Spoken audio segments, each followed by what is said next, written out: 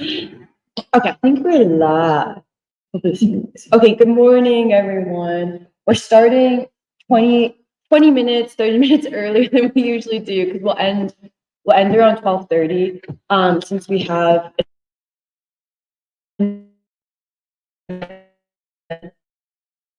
this afternoon for the year James Baldwin. And so if you're listening, this will end at 12:30. But today we're going to continue the conversation from last week on the white supremacist social system and what it means. Specifically, we'll talk about the white supremacist social system as a system of governance in relation to Western democracy, and then also ask the question, does it exist outside the US? Can it exist outside the US? Which will be interesting, and we'll see how far that discussion goes because we'll end earlier, so maybe we'll continue it next week. But before we begin that discussion, which Doc will kindly begin, we first wanted to have Alice and Eddie report back on the newest reading group as part of the year of James Baldwin's literacy campaign, The People of Philly Read James Baldwin. The newest group, which is now at Zion Baptist Church, which is a historic church in North Philly. And so Eddie and Alice, do you want to just update?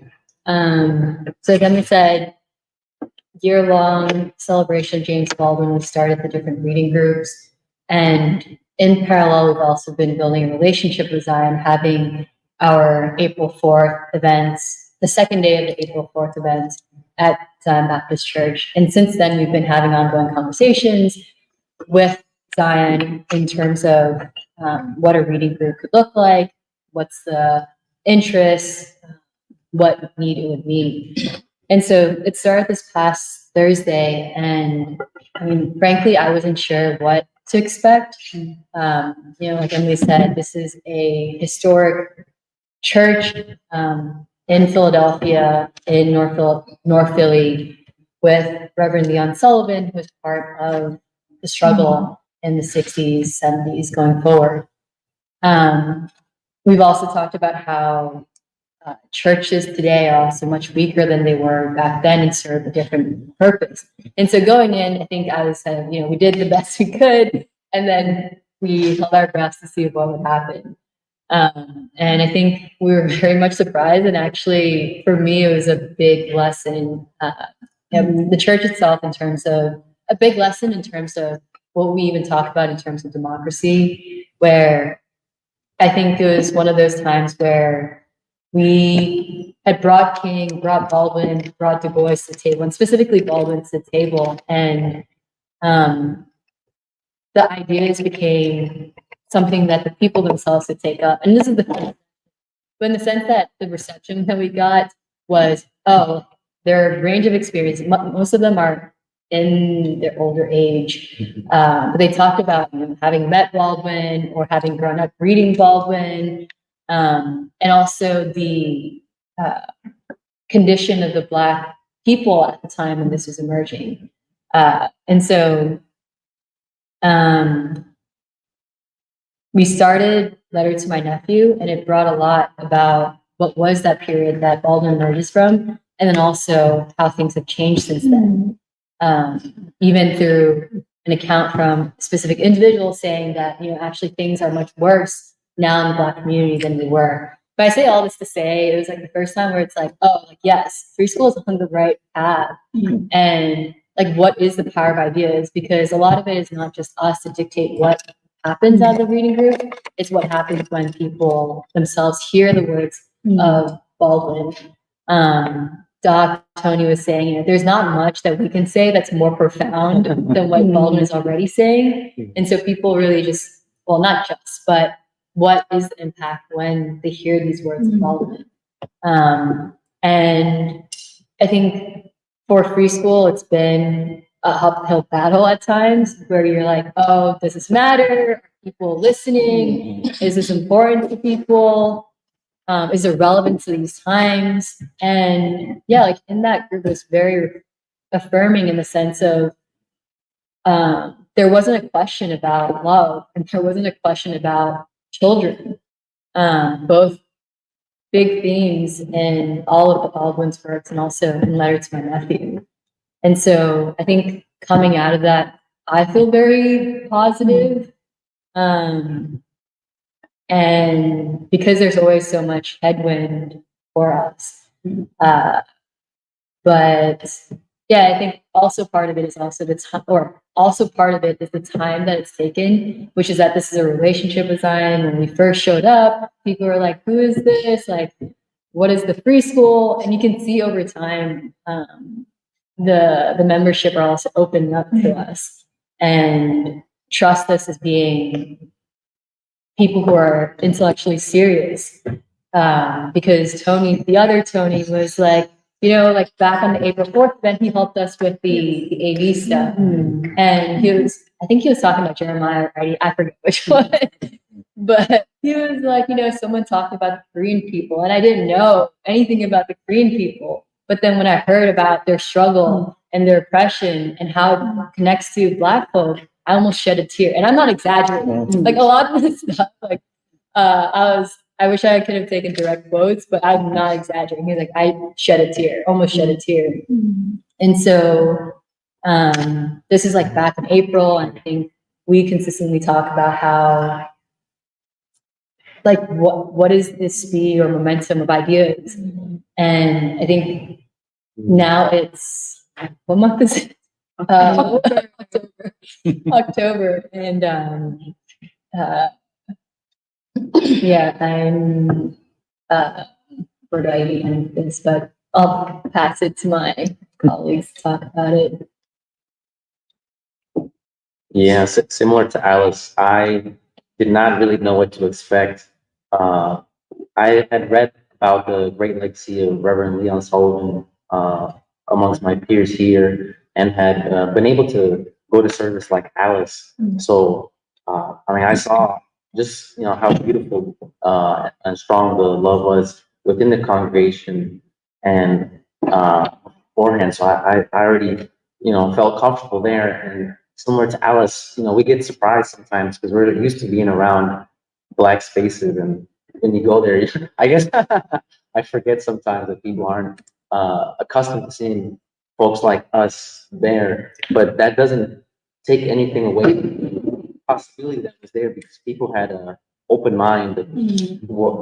Obviously, you should have a healthy level of skepticism whenever something new arises in your space, but it wasn't something that was a closed door for us to be able to connect with people. And really, as you said, Alice, just reading Baldwin's words was enough for there to be this higher level of connection with people that I don't think is possible in most places in society, most places in the city of Philadelphia.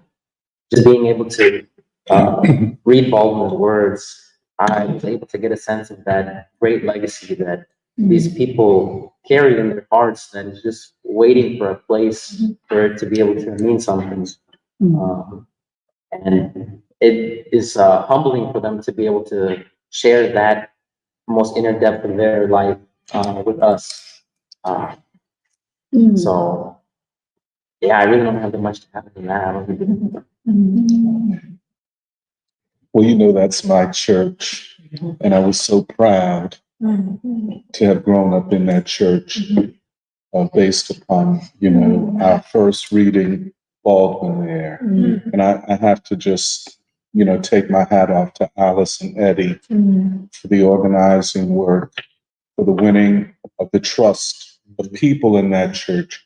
And it was very apparent to me that they see Alice and Eddie as representatives of something good, something positive. And it was moving.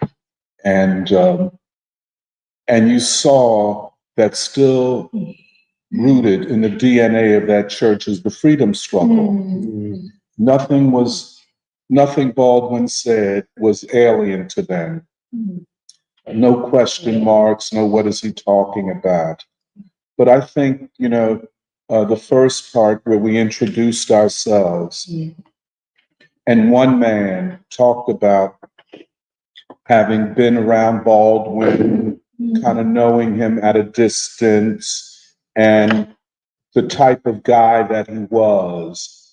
And another man, and you know, you could tell me, you know, said a big guy, you know, in fact, we talked earlier, he's a basketball player, tough guy, kind of from South Philly with a suit on and everything. And he said that, but we always knew Baldwin was a gay man, but Baldwin did not fight for himself or his own sexual or personal identity. He sacrificed that for the struggle for Black people. I'm not exaggerating. And it just went on from there. I would say, in all of my experiences, Baldwin in Philadelphia, this was the highest level of consciousness. You know, it's precisely what we want. You know, what we struggle for at the Central Branch, you know, to kind of, you know, get that understanding. It was already there. Yeah. I mean, it was, you know, and it's kind of what we've always been saying, that Black proletariat consciousness. I mean, if you, I mean, Eddie and Alice can tell you if I'm exaggerating.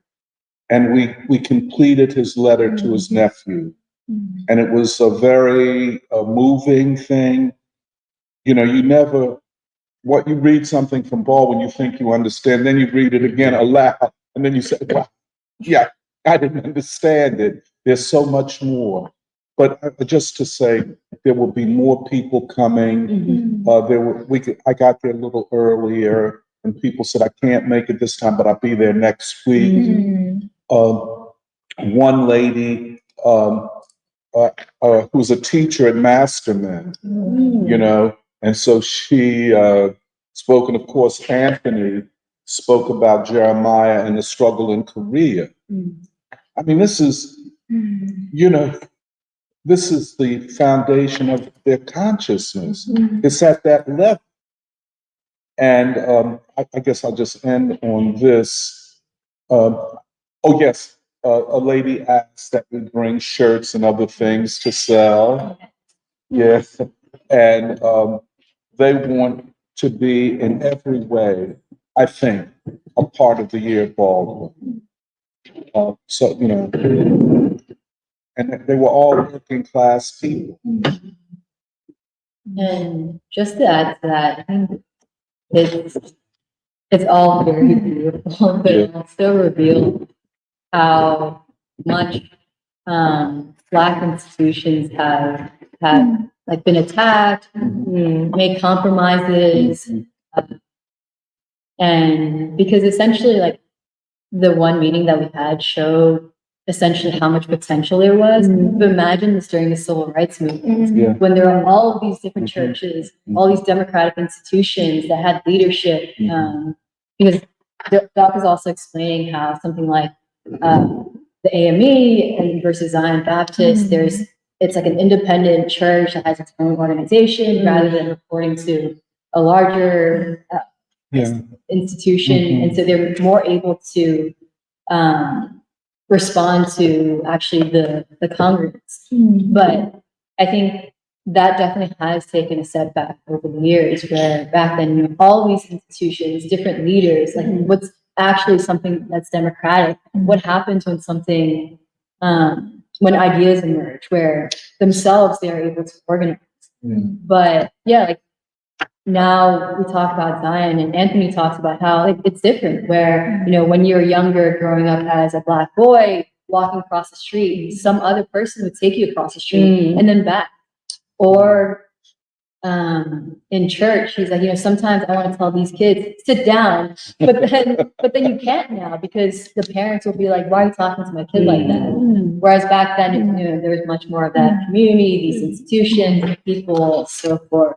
And so you can see both the potential, but also what's not there. Where, yeah, like even for us to come with Baldwin, they were like, it seemed like, and this is, I don't know the right word, but it seemed like they were starving for a forum to be able to talk about Baldwin, to talk about what's going on in the community. And the other part of it is like the intellectual, like how complex and it's hard to understand what the situation is about national politics, what's happening in the world.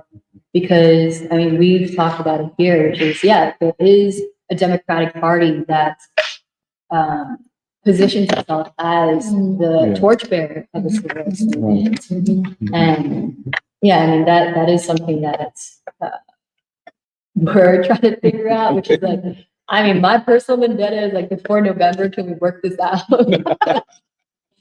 I don't know. But it is very encouraging, and yeah. Just to finally add, you know, it astounds me when I read Baldwin. I'm like, how were you able to convey this deep truth about life? Where did this brilliance come from? But when I read Baldwin, people in Zion Baptist Church, I'm like, this Baldwin emerges out of these people, because when Baldwin writes, you know, he's writing about a letter to my nephew. He's writing to his nephew. That one's obvious, but even in the novels, he's writing about a person. He's writing about a brother, a sister, a friend. If he's writing about somebody out on the street, he knew that person on the street. That was somebody that he loved. And so when I read Baldwin with people, that's what he comes at it, and I see the people that he writes about, because they're high performing in Zion Baptist Church, and so it's very real, and yeah, it's very real. Really, you know, Zion has always been. I was saying this to Eddie and Alice. Zion has always been kind of an intellectual church. I recall my mother, you know, getting off of work and going to Zion. They would have book clubs where they would read books. And so I think that tradition continues. And, you know, most of the people that were there, I think in the reading group, but certainly a lot of the people that I know, have been with that church since they were kids. And their commitment to the institution, to the ministry, is really something just to observe. It is, you know, when you talk about the Black social system, you know, we could see it. And I know Alice and Eddie, and especially Alice, how will Black people accept a Chinese girl? You know, this is, and I know her, and now she's angry at Chinese people, but she and she says it openly but she says, would Chinese people in America accept Black people the way Black people accept Chinese people? Not yet. And that's the question we're gonna have to answer. But they I mean, you know, just observing myself, they saw, or there was it was seamless, as though they were Black kids, Black young people. You know what I'm saying? The people spoke of their lives, of their experiences, you know, just very openly, not guarded. And yeah, and so I think that to me was a lesson in this level of consciousness at this time. And everybody, like Alice said, everybody is concerned about the now and the future, what's going to happen. I think listening to people talk, that this Kamala thing is very thin. It's not a deep commitment. And so on and so forth.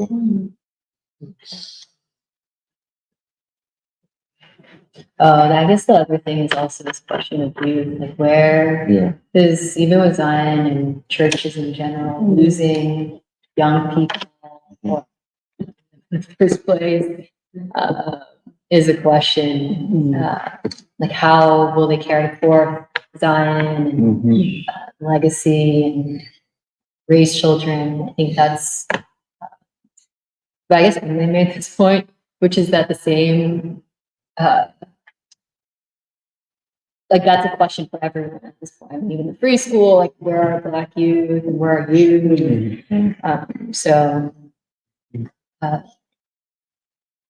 think there's more to come. I don't know. We'll see. After the first meeting. Yeah, when we were waiting, actually, we found one of their like youth pastors. Yeah. Youth being defined by him as 18 to 30. So I 18 to 40. Oh. They raised it to 40. And one of the things that stood out to me when we asked him, like, why, what's going on with the situation, and more or less what he articulated was that young people don't have, I guess, a place in the church, and that they don't feel comfortably received. Yeah. Which he would say they go and then they don't feel comfortable and then they leave. Which I'm trying to interpret. Because at the same time, at least the way that I have felt, at least going to certain churches, is that it's not really able to speak to what I'm experiencing in my life. It's something that's supposed to give me a certain peace, with saying that God loves you, but not really dealing with the world that I live in. And I mean, I could see the enthusiasm reading Letter to My Nephew with the people of Zion, and then talking afterwards. Anthony was talking to me about his son. His son, I would think he'd really like this. I think he'd really enjoy this. And he doesn't like to go out much, but I'm going to see if I can get him to come. And so the characters in Baldwin's works are real to the congregants as well, and they're concerned about the youth and finding a way, and I really think we have something to offer as well. So, very helpful.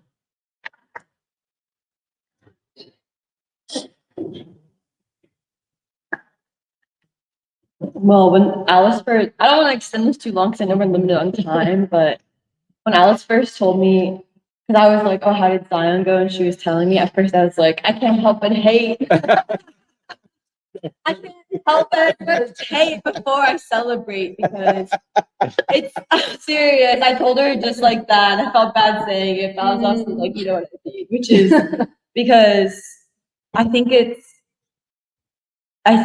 Zion, it's even talking about it preschool is very emotional, because I think a lot of us, at least I've asked, like, are we doing enough? Like, is any of this going anywhere? And I can speak for Parkway Central branch of the Free Library that it can be really demoralizing sometimes. You read these words, and the people who come, first of all, it's people come, but they don't stay, in, out, and that's okay. Life happens, but sometimes you have to ask, the fact that you have to ask the open question, like, did this impact you at all? Like, what do you think? Why won't you tell me what you think? That like stiffness is like so opposite of Zion, like hearing the openness, like, yes, this is my language. Well, it's seamless, it's easy. And I think to hear, and that's why I was like, I'm hating so hard. I was like, every Monday is a struggle. It's like a deep struggle. It's an internal challenge, because when you enter into that kind of space, you have to be like, you have to be the like body that everyone can stomp on to get something. You have to be the like, prepare yourself to basically be like naked, open to people who you don't want to be open to, because I'm like, say something, but that's the struggle. And it was the opposite of Zion. and but in some ways it's a reflection of American society. Yes. It is a reflection of many different parts. It's the lovelessness, the stoicism, the individualism, the distrust that's in American society. And so and sad. And so hearing about Zion, I think is really, I can sit wherever. Hearing about Zion, I think really lifts my spirits. And I actually feel like hearing about it gives me a lot of strength and optimism. I need to go back into Park and be like, I need to do better. And like, honestly, to just speak to these people, to just speak, like, and I also think it asks the question of like, I do think it asks the question of, to me, confirms something that free school has come to, which is we are speaking to the very people who we believe have the highest capacity shown in history to resist and also have the revolutionary capacity to change this country. If Black people can do it, the American people can do it. And it is truly the African American people who have produced thought, freedom fighters, and a whole imaginary that everyone needs, whether the people want to recognize it or not. And it's for me, it's very clear. It's like I know who I'm speaking to, and yeah, it's really nice to hear. It was really nice to hear about Zion, and I'm gonna try my hardest to celebrate. Just come up there sometime with us. Yeah. Get them on up. Every Really? Thursday, 6 to 8. Yeah, 6 to 8.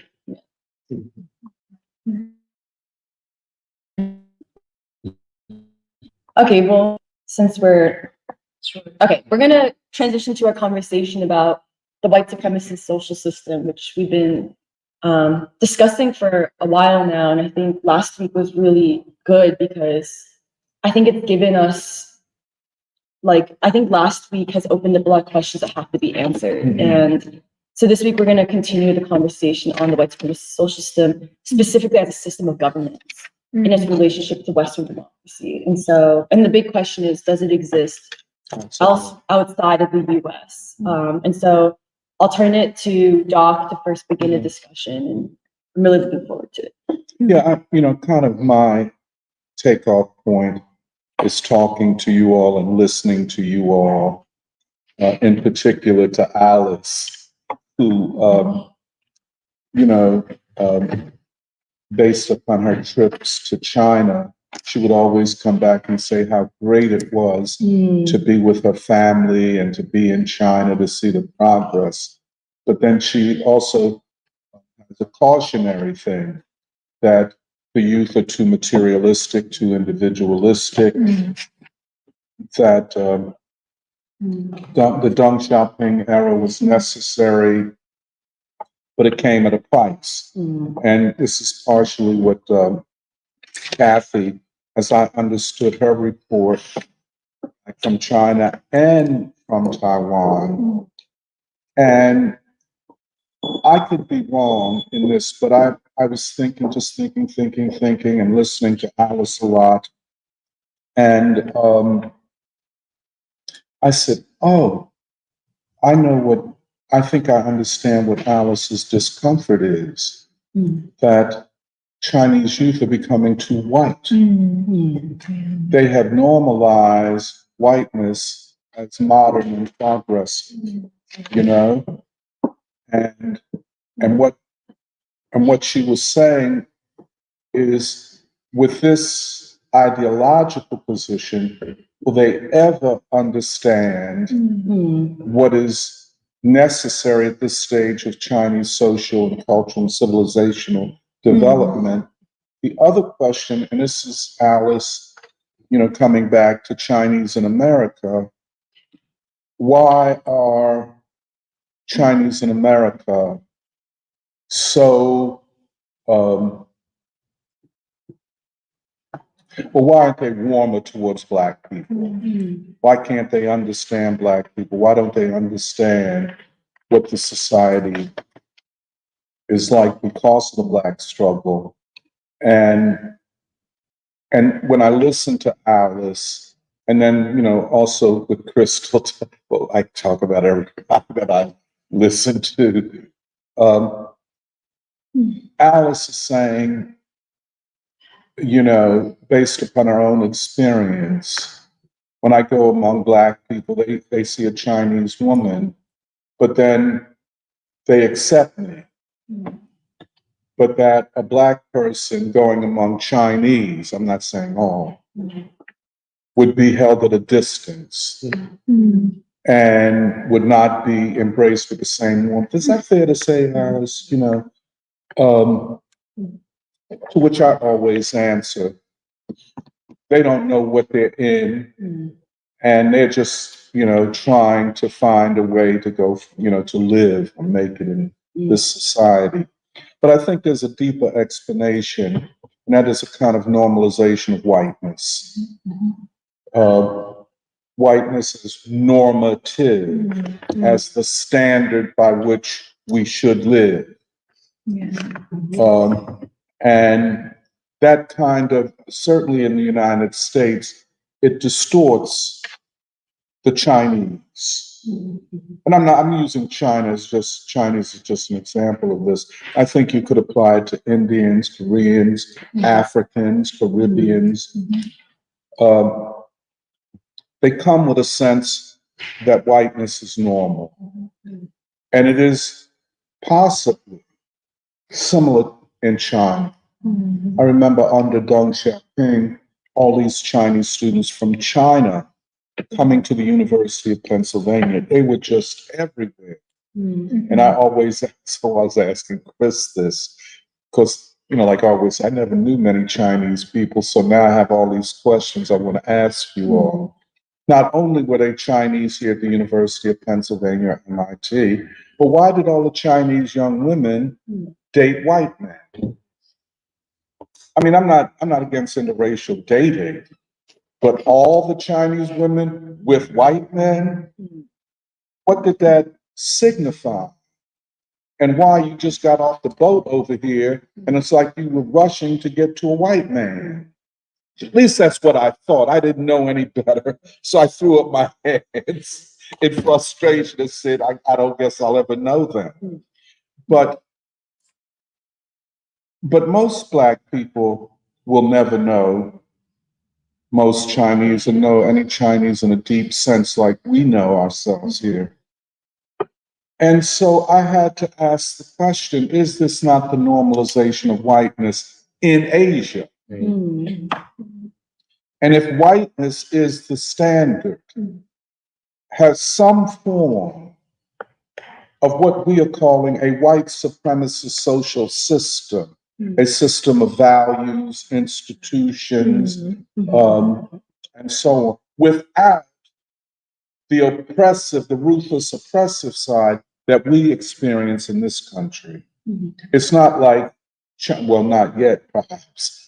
It's not like Chinese who studied over here and see whiteness as the standard and the normal. It's not like they're trying to lock up other Chinese as we have over here with the prison industrial complex.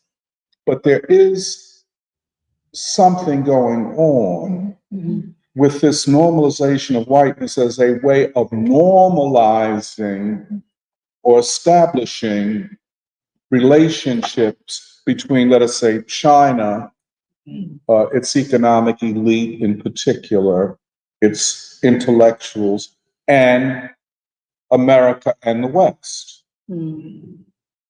So it is almost as though, in the name of democracy, and you always have to keep putting quotation marks, because if whiteness becomes a standard, perhaps not of everybody, but of a significant part of the elite, they will make decisions about China and Chinese and China in the world that privileges whiteness and define it as democratic and modern.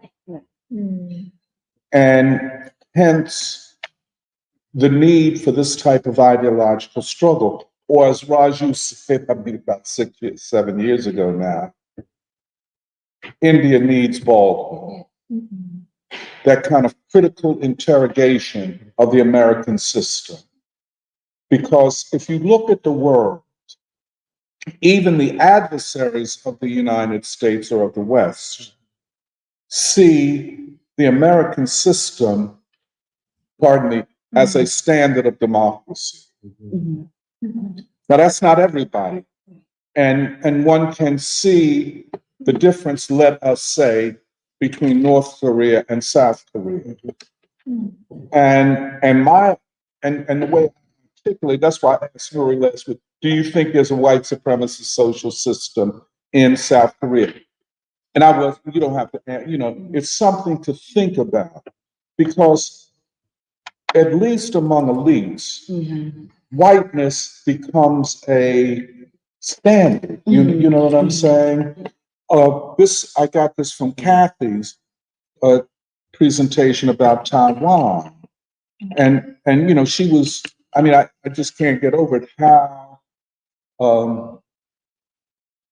I guess I would say shocked, offended of Taiwanese, at least in Taipei, who saw the West and whiteness more favorably than they saw China and its history. Certainly, that's the case in Hong Kong among elites. There's no question that in Japan, and this is not everybody, but in Japan, a form of the white supremacist social system has taken root. And that's why they always refer to Japan as part of the West, literally part of the white world. Now, the others, this is why the world is so interesting. Remember, we talked about Samuel P. Huntington's book, The Clash of Civilizations, where he said the great struggle for the future will be the civilizational struggle between the West and Islam. It seems like that is being carried out at this point. But a good part of the Muslim world resists the West, and the white standard. That doesn't mean everybody, you know. You take a country like Egypt, the largest Arab nation in terms of population and other things. You ask yourself, whose interests are they serving? And what are the standards that produce this behavior? And here, I think I'm following Alice on this. And I guess Kathy too, and others, that China and East Asia and probably South Asia will have to go through another stage of ideological struggle. And I guess from Purba about Bangladesh and the student movement that overthrew Sheikh Hasina was really a pro-West, which is to be read pro-white move, among students who, many of whom were probably educated in the West and in the United States, who see Islam or Hinduism, for that matter, as backward, sexist, homophobic, and hence not modern. And they would see this, that's why they always claim democracy. But whose democracy? So that's the thing I would like to, but obviously in countries like New Zealand, Australia, all of Europe, all of Europe, especially after World War II, the European countries took on systems that look very much like the United States. But that's the political system. But I think pardon me, that's political system. But then the civilization, cultural systems are pretty much oriented and organized around whiteness. They call it democracy, and that's the trick. And it's a brilliant trick, by the way. A system that has only ever partially been democratic claims to be the standard of democracy for all people. So, and the other thing is the United States. And the difficulty, or I don't know how difficult it is, but you could say difficulty or refusal by immigrants to see in any positive way Black folk. We are viewed as that group of people that you want least to be like. You don't want your children to know them. You don't want them to go to school with your children. Just a whole set of behaviors that in some instances would embarrass even white people. You know what I'm saying? If you know where I'm coming from. It is so such a passionate embrace of whiteness that it's embarrassing. You know. Now, of course, all immigrants want to assimilate. They're not thinking about political or cultural questions as much as they're thinking about making a living, educating their children, and so on. Nothing wrong with that. But the education of your children is not to predispose them to whiteness and white supremacy against the Black struggle, you know?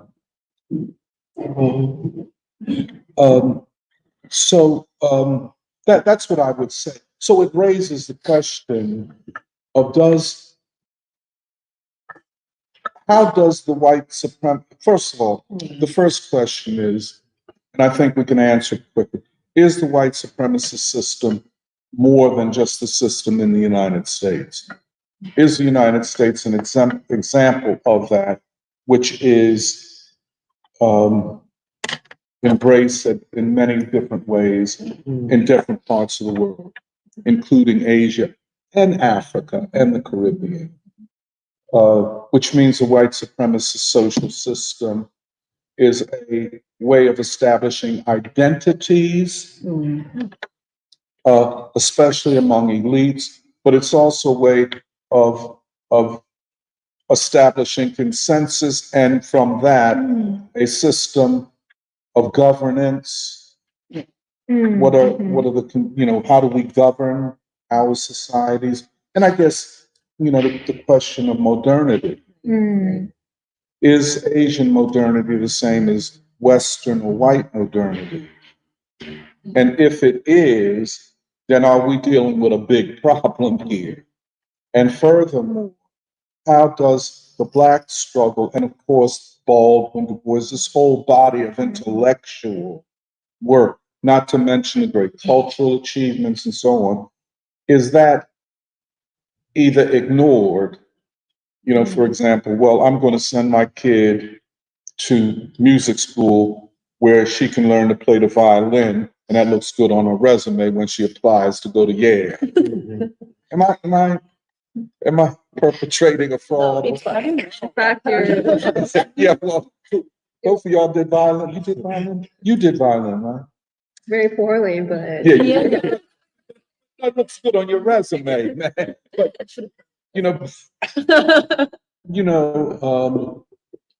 and learn classical European music, but have no sense of the music of this country, which is pretty much Black. it's very true. And actually, and tell me if I'm wrong about this.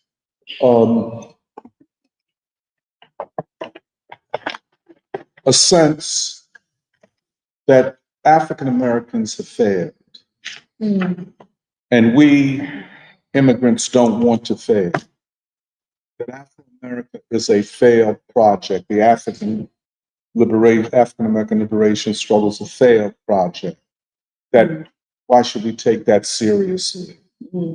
And of course, as I think about it, there might be resonances from, let us say, Chinese civilization, certain hierarchies and hierarchical assumptions that you work hard to get ahead, and we work hard, Black people don't work hard. You know what I'm saying? White people are what we want to be like, but obviously a competition, which in the case of the Chinese and Koreans are winning against white people. Y'all are winning that one, but what is the price? Yeah. And are you winning just to serve the interest of the white supremacist social system? Do you want to be part of managing it? Now, I always am more empathetic to immigrants, and I'm more angry with Black folk, the elites, who sell their people in order to have a seat at the table of white supremacy. And we should know better because we've had this tremendous and continuing struggle. So in some ways I say, well, like I tell Emily, well, your parents don't know. Everybody's mad at their parents. You didn't prepare me to fight white supremacy, which I always say to them, well, who prepared them? They don't know.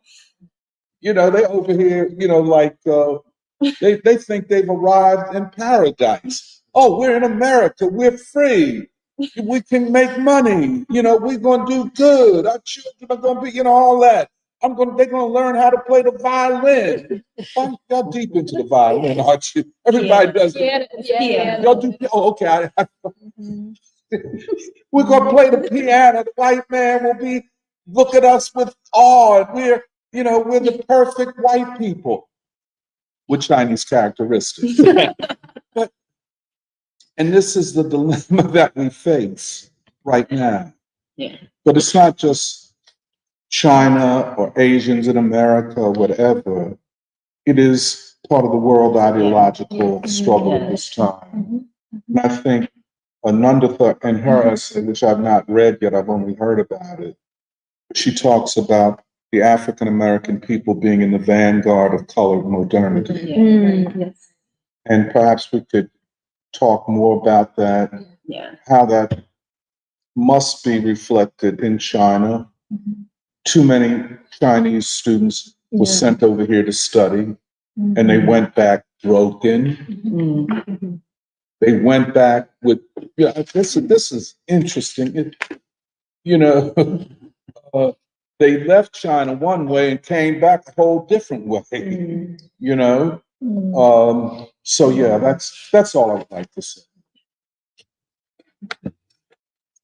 Well, I did a lot of research on China because when I knew this was going to be the topic for the conversation today, it's very personal because we're talking about, the homeland of my parents and my ancestors, like China, at least. And it's an uncomfortable question to say, is there white supremacy in China, or where does it come from? Like, where's the openness to whiteness? And actually, because I thought a lot about it, and I even tried to look up what Mao said about white supremacy. And then I also looked at basically the emerging question in China right now is the youth. Because Xi Jinping, a big theme of, first of all, it's hard to get speeches from Xi Jinping in China because of what they produce in terms of speeches in China. Like, at least I haven't found the most up-to-date speeches, but he focuses, ever since I think 2018, he's focused a lot on the question of youth and education and looping it with civilization. And he basically quotes something from Mao, which he says, Mao said in 1949 that the first two generations of the revolution will be protected, but it's the third and fourth generations who will be susceptible to the West. And then Xi Jinping says, our youth who are in college right now are the third generation. And he says, it's in some ways he understands that actually it's not simply a question of the West's impact on China. It is a world historic ideological question with human-wide ramifications. Because I think part of the problem, because Xi Jinping's proposal was, in some ways, he's identifying the problem correctly. Him and the Communist Party of China, which is, we have a problem with youth. Our youth first of all, they have never had to live through struggle. They're not children of the revolution. They're enough generations separated from the revolution that they never had to undergo that. But there's also a question of what happens when you have the third and fourth generation, who you do send some of them to America to go to college, they come back, and they're asking some valid questions around essentially what we would call categories, categories around the individual.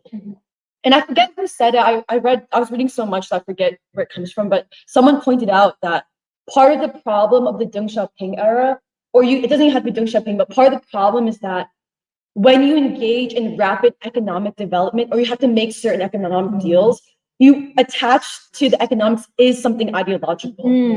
Attached to entering into making your economy compatible with China, it's not as simple as just we're doing an economic thing. Inherently, you are engaging with an interrelated economic system that has attached to ideological meaning, an assumption of individual prosperity, individual success.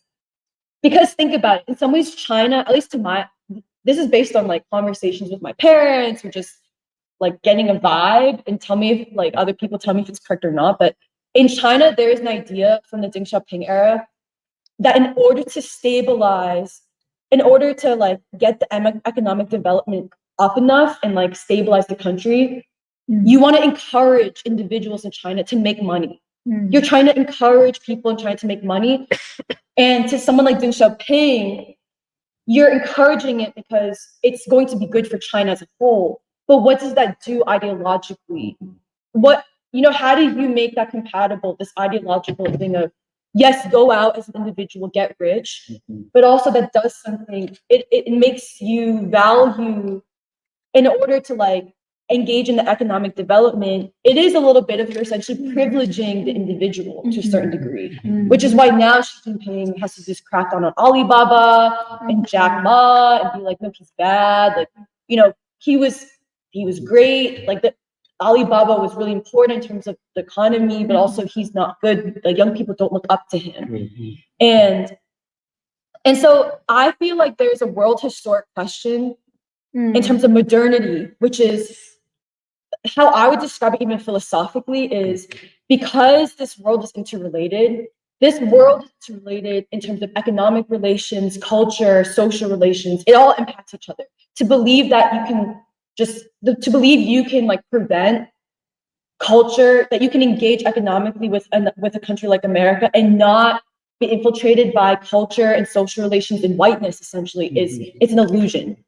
But I think there is a central question that a future ideological revolution must address in China, which is the question of and this is a question of educating young people. How do you address this question of the individual and also the human being? That's how maybe I'm not describing well, but what should the relationship between an individual person, let's say the youth, who kind of comes to America and it is I like not having to just be loyal. I like that my organizing principle of my life is not to just be loyal to my family, the clan system, to not just that my life is more than just duty to my family, duty to China, duty to whatever, but that as an individual, my life has meaning, right? But then there's a difference between your life having meaning as an individual going towards individualism, which America encourages, or having, for example, something like the Black struggle, something like Black music, which teaches you your individual life has meaning because it's connected to a whole struggle of humanity, because it has meaning, because you are connected to something much bigger than yourself. History itself, the future, other people, like love, the concept, like you have meaning because of love, this universe concept of love. And I don't know, I thought a lot about this because I don't think it's so wrong that young people in China, for example, are unhappy. Like, I do think the reports are true. I think the reports are true that on the whole, you do have a lot of Chinese youth who will, if they haven't already, they will ask the question. They will begin to ask the question of, like, the individual, like, because the problem, I think, with Xi Jinping and the Communist Party of China, and I don't know, right? I'm not part of the Communist Party of China, so I don't know what's the internal discussions. I think based on the speeches, Xi Jinping says the solution in educating the youth is to emphasize Marxism, Leninism more and socialism more. But because I think in China, Xi Jinping is trying to push both civilization, like the Chinese characteristics, and socialism by saying socialism with Chinese characteristics. But the problem is Marxism, Leninism is not a bulwark against whiteness. I think there's a belief from Xi Jinping and maybe the Communist Party of China that the bulwark defeating whiteness, white supremacy, Western civilization, whatever you want to call it, or however they see it, is more Marxism, Leninism. It's more education that, like, you know, propertyless society, whatever they talk about it in China. Like, so their solution is socialism with Chinese characteristics. The youth must, like, value, like, be educated better. Because if you look at all of the Communist Party of China's educational guidelines, it's the assumption that it's Marxism and Leninism that offers a good bulwark against the impact of whiteness. But essentially the question is, do we think Marxism, Leninism is a bulwark or a negation against whiteness? Or is there something else that is a negation of whiteness that has world historic implications? And that is, for example, the Black proletariat imaginary. This whole philosophic thought that comes out of the Black proletariat from the African American struggle in this country. And because I'll never forget when I visited Philly, like 7 years ago, and I was staying with Nandita, and staying with Nandita was basically like, over breakfast, she would just drop like random shit that I couldn't understand. And one of the things she said was, she's like, in some ways you could say that jazz is a negation. Like, have you ever heard of Hegel's concept of negation? I was like, no. And she was like, in some ways you could say that it's jazz, which is a negation of white supremacy. Classical music. It's not a reaction. It's not an assimilation. It's a negation. And I didn't even understand what it completely means, but I basically think that in some ways it's evidence. What I'm saying is evidence that China, for example, in their ideological revolution, whether they want it or not, it's coming. And the question is, are they planning for it? And do they have what they need for it? China needs Du Bois. China needs its own figures who embrace Du Bois, like Bingxin, who wrote this beautiful tribute to Du Bois. Instead, and talks about how when she came to the US, she said, I wasn't sure why my Black classmate was treated differently than me or white people. Like, China needs to reclaim its own figures in history who also appreciated Du Bois, like, and ask themselves why. Because I kind of give Mao a pass, but because I can give Mao a little bit of a pass, but Mao did say, like, he wrote this really famous speech about the struggle of the American Negroes after Robert Williams visited China. And he kind of says, you know, he stands in solidarity with the American Negro. That's great. But, you know, he sees Black people. But he says this formulation, which, you know, I kind of give him a pass for because, you know, he's, you know, how is he supposed to know? But he said the racial struggle in the US is exemplar of class struggle. You know, take that as you will, right? In some ways, we in free school would describe it differently, right? But in some ways, in some ways we don't disagree with it. You know, we get more specific. But I basically think that there is this question in China that in some ways can't be solved philosophically without the great body of work from, let's say, the African American people, and could even have some roots in its own philosophical traditions. Yes. Because in fact, some of Chinese philosophic traditions are not that foreign to the African American struggle. Why? Because I think every religion in the history of the human world is asking the question of what is the individual human being's relationship to the world? What is the individual human being's relationship to time itself, to history, to the future, to other human beings, to God? Like, you know what I mean? And in some ways in China to this day is very much influenced by Confucianism. And it's why Sun Yat-sen was a Confucian, he was also Christian.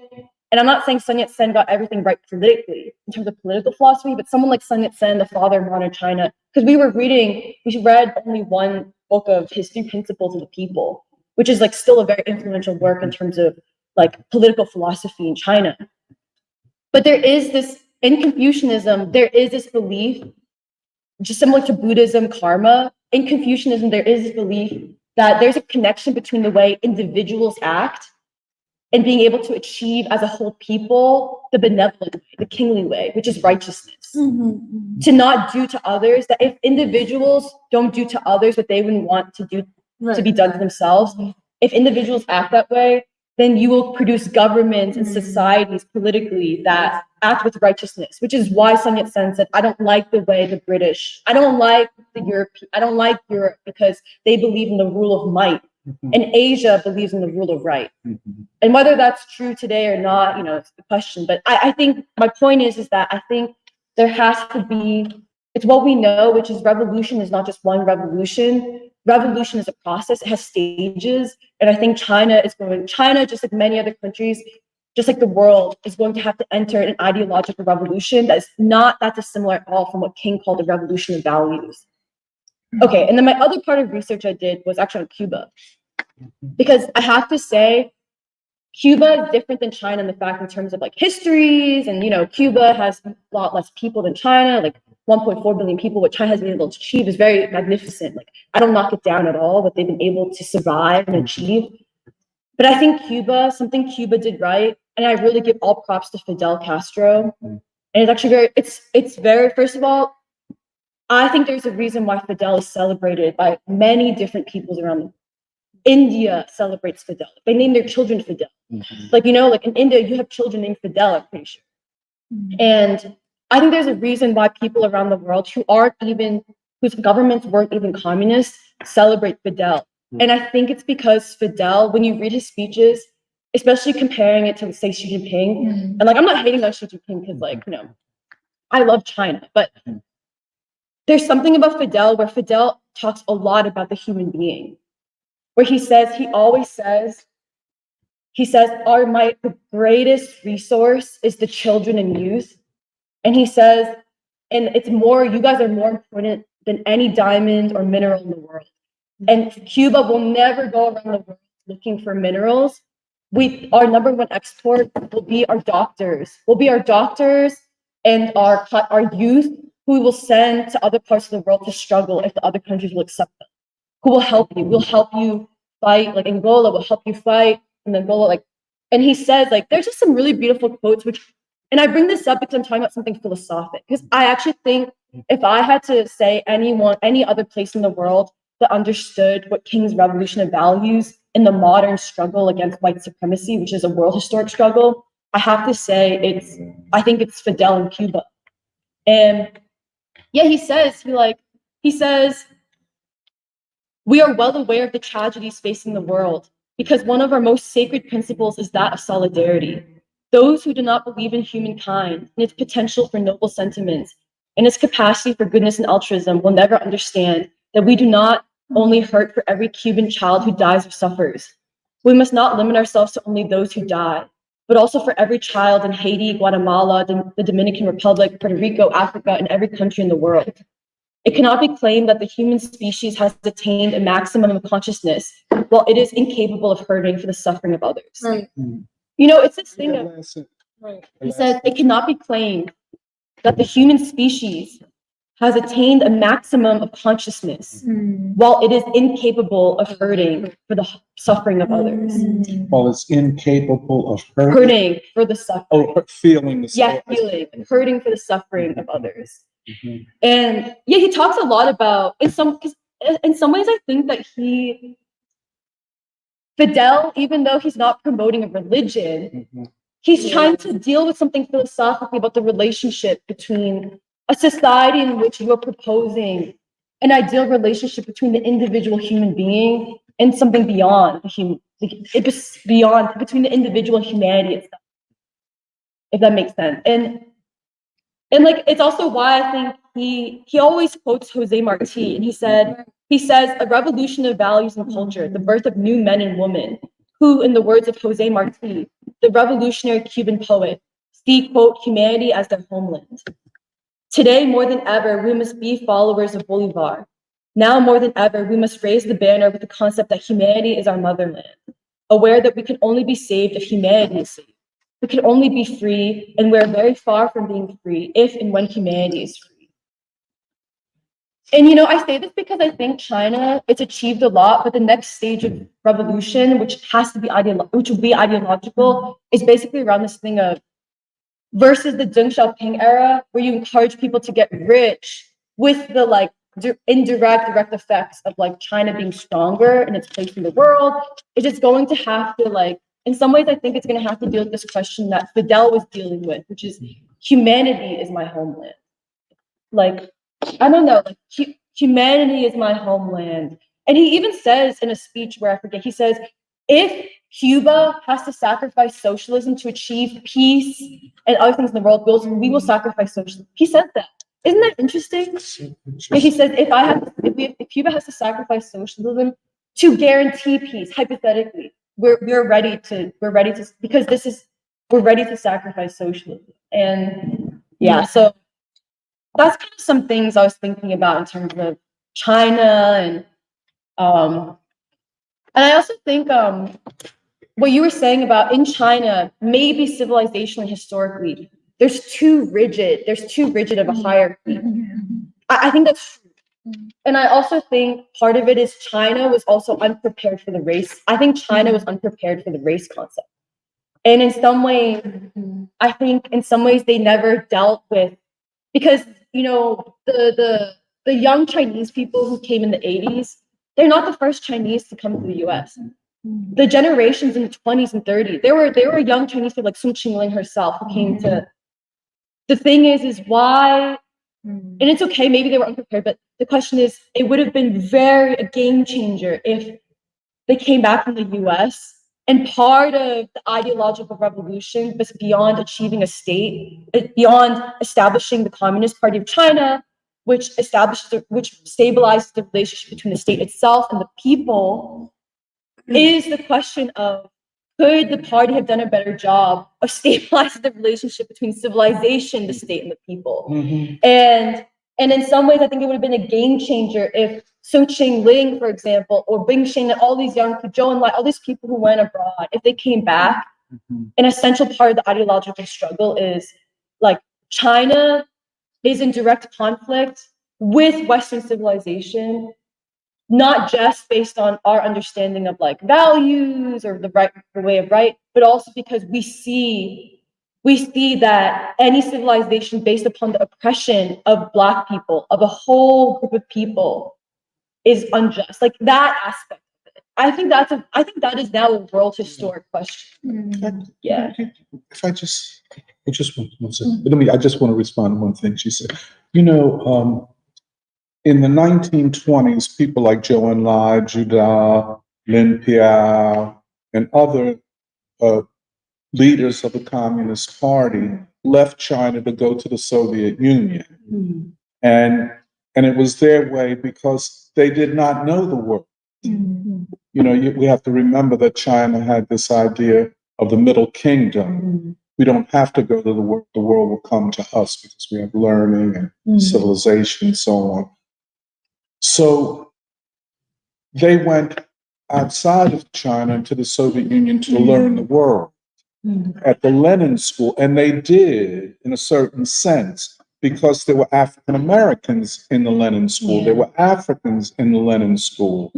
So Zhou Enlai, who was very cosmopolitan, probably the most cosmopolitan of that core group, had a worldview. He saw America and the American system. Of course, Ho Chi Minh was also there, Kim Il Sung, but they were all looking at it through the lens of Marxism, Leninism, and the October Revolution. And there was nothing wrong with that. But it was not enough. And even the African Americans in China, in the Communist Party, had not yet arrived at the theoretical level of W.E.B. Du Bois. It's so ironic, you know what I'm saying? But I would say that the Chinese must re-enter the world, but not like Deng Xiaoping or other economic strategists of China would have it.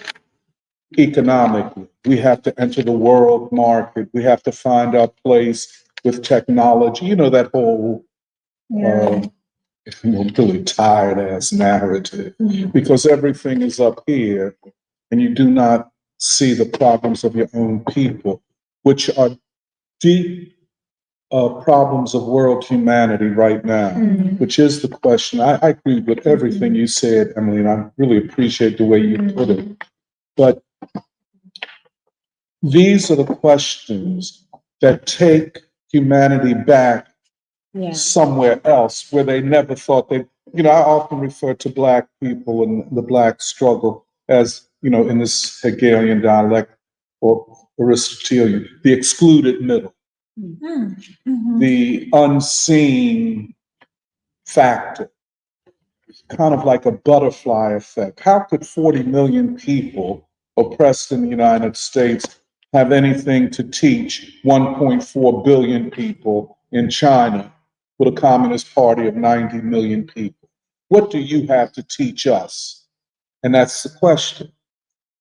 Does this struggle have something to teach you and something that you need to go forward? And I think perhaps it does.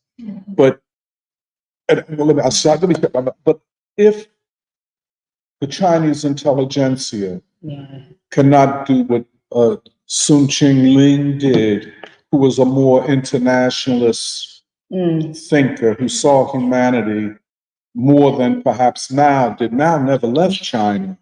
You know what I'm saying? But he was not adverse to the Black struggle, or Du Bois for that matter, or Robert F. Williams, or many others.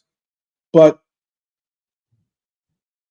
he did not see because he did not see our struggle on its terms. He saw it as benefiting the Chinese Revolution by creating a front, an anti-capitalist front of struggle in the United States. And therefore, he said it was a form of the class struggle.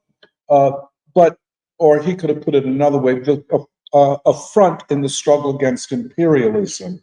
And we were seen as that by revolutionaries throughout the world. Our struggle as opening up a front in the West against American imperialism. But they did not see us. And they could, and it's hard to understand, and it takes some time. But I agree completely with what you're saying. Okay, go ahead, man. No, that's okay. Just speak up a little bit. Appreciate being here. He's from DC. Visiting from DC. They're from DC. Yeah, I really appreciate the conversation and discussion. I think something I don't was saying for me and how I'm thinking about what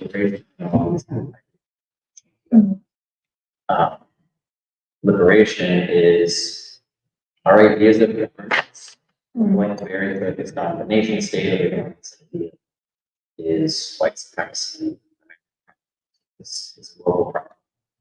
I think in China, we're talking about traditional system. And in just thought I'm a little curious. Conversation about production or capital to the youth of China, the state that it is in now. Is the way that I view rural creation is governance in the system is more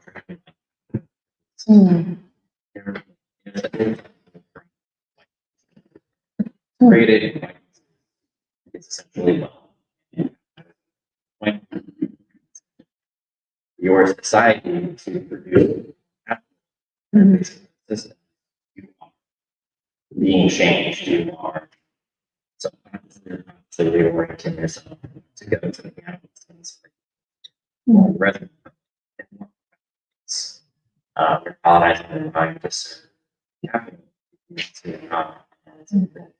Been very influenced by readings authors that a lot of the works used to You said that Winston surrealist, yes, authors, yes. yeah, And going into business is the worst thing we do, not because of its direct effect, but because that's subconsciously what we reprogram to optimize the creation of capital, which is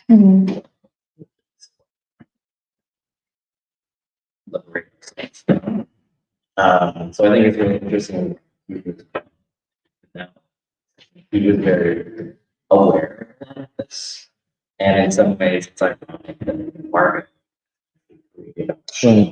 There is the they are trying to, but yeah, question this distinction between the Western markets for corporation style.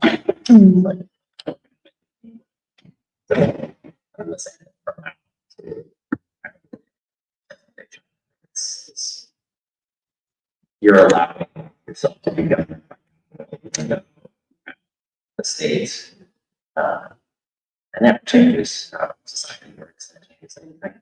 So that's Yeah, I guess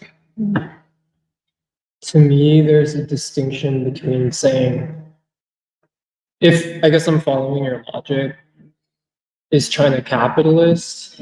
I feel like that's like essentially what you're saying.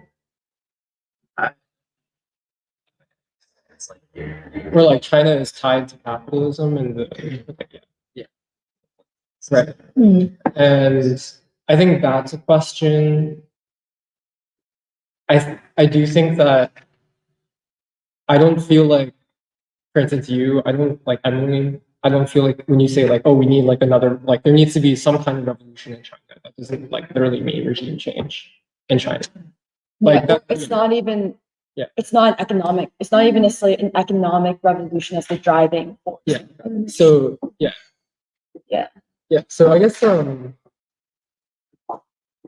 because I feel like my thing is, for instance, yeah, like I'm Korean. I'm like very interested in North Korea. I'm interested in China. I'm interested in Cuba. All that stuff. I don't personally, especially on this question of like whether or not like different socialist countries, the routes that they went, especially in the wake of the collapse of the Soviet Union, and China being one example of basically becoming integrated with the world economy versus a country like North Korea not being integrated, and there are both internal and external reasons for that. I don't personally find it, I guess, like productive or my place to be like, oh, China, for instance, like China should have just done what North Korea did. Like, I don't feel like that makes sense, in part because China is like so huge, but also I think, yeah, because I feel like it can sometimes boil down to this thing of like, oh, China should have stayed poor, which I don't think is right either. And so I guess, yeah, that's like my thoughts. But I guess my other questions as we're like also talking through this stuff is, I think part of what I'm trying to work out is so yeah, first of all, obviously like Emily was saying, there are social systems in countries, but also it's not like we can treat them as discrete and all separate because we do live in an interconnected world. That is true. Also, basically since after World War II, the US has become basically the hegemon and functioned as an empire. And I feel like we're still trying to kind of work out our idea of like what we even mean by imperialism and empire. But we're just like over the past couple of weeks. But I think as part of that, necessarily that means some idea of governance or attempted governance over the world. That is, I feel like, baked into the idea of empire, whether it's the empires of antiquity or even the modern forms of empire. And so I think that's also true. I think part of what is difficult for me is specifically though, when we talk about the United States, the white supremacist social system is constituted by, whether it's consciously or unconsciously, the participation of people in the oppression of Black people. Yes. Specifically, which is why it's hard for me to say, oh, does China have quote unquote a white, or does South Korea even have a white supremacist social system if there are no Black people? Yeah. And I think because like I feel like it also matters like what terms we use for things, but it's like I'm just trying to follow my logic, but is it possible that maybe it's not the same kind of white, because also I guess like the counterpoint, the other example you can have is like Israel maybe is like the starkest example of what it looks like when you literally almost recreate, like literally the Israelis have recreated the Black man in the form of the Palestinians. I think that's true. I don't think that has happened everywhere. That specific form of the replication of what is literally like what has been called like a system of apartheid, basically almost a replication of Jim Crow, all that stuff. But in some ways, Israel is a distinct case, and I don't think it's been replicated in most of Western Europe, for example. So I feel like that's where I'm also trying to find, like, okay, like what does this actually mean in concrete for like different societies? Because I think Also, a question, Jerry. Mhm.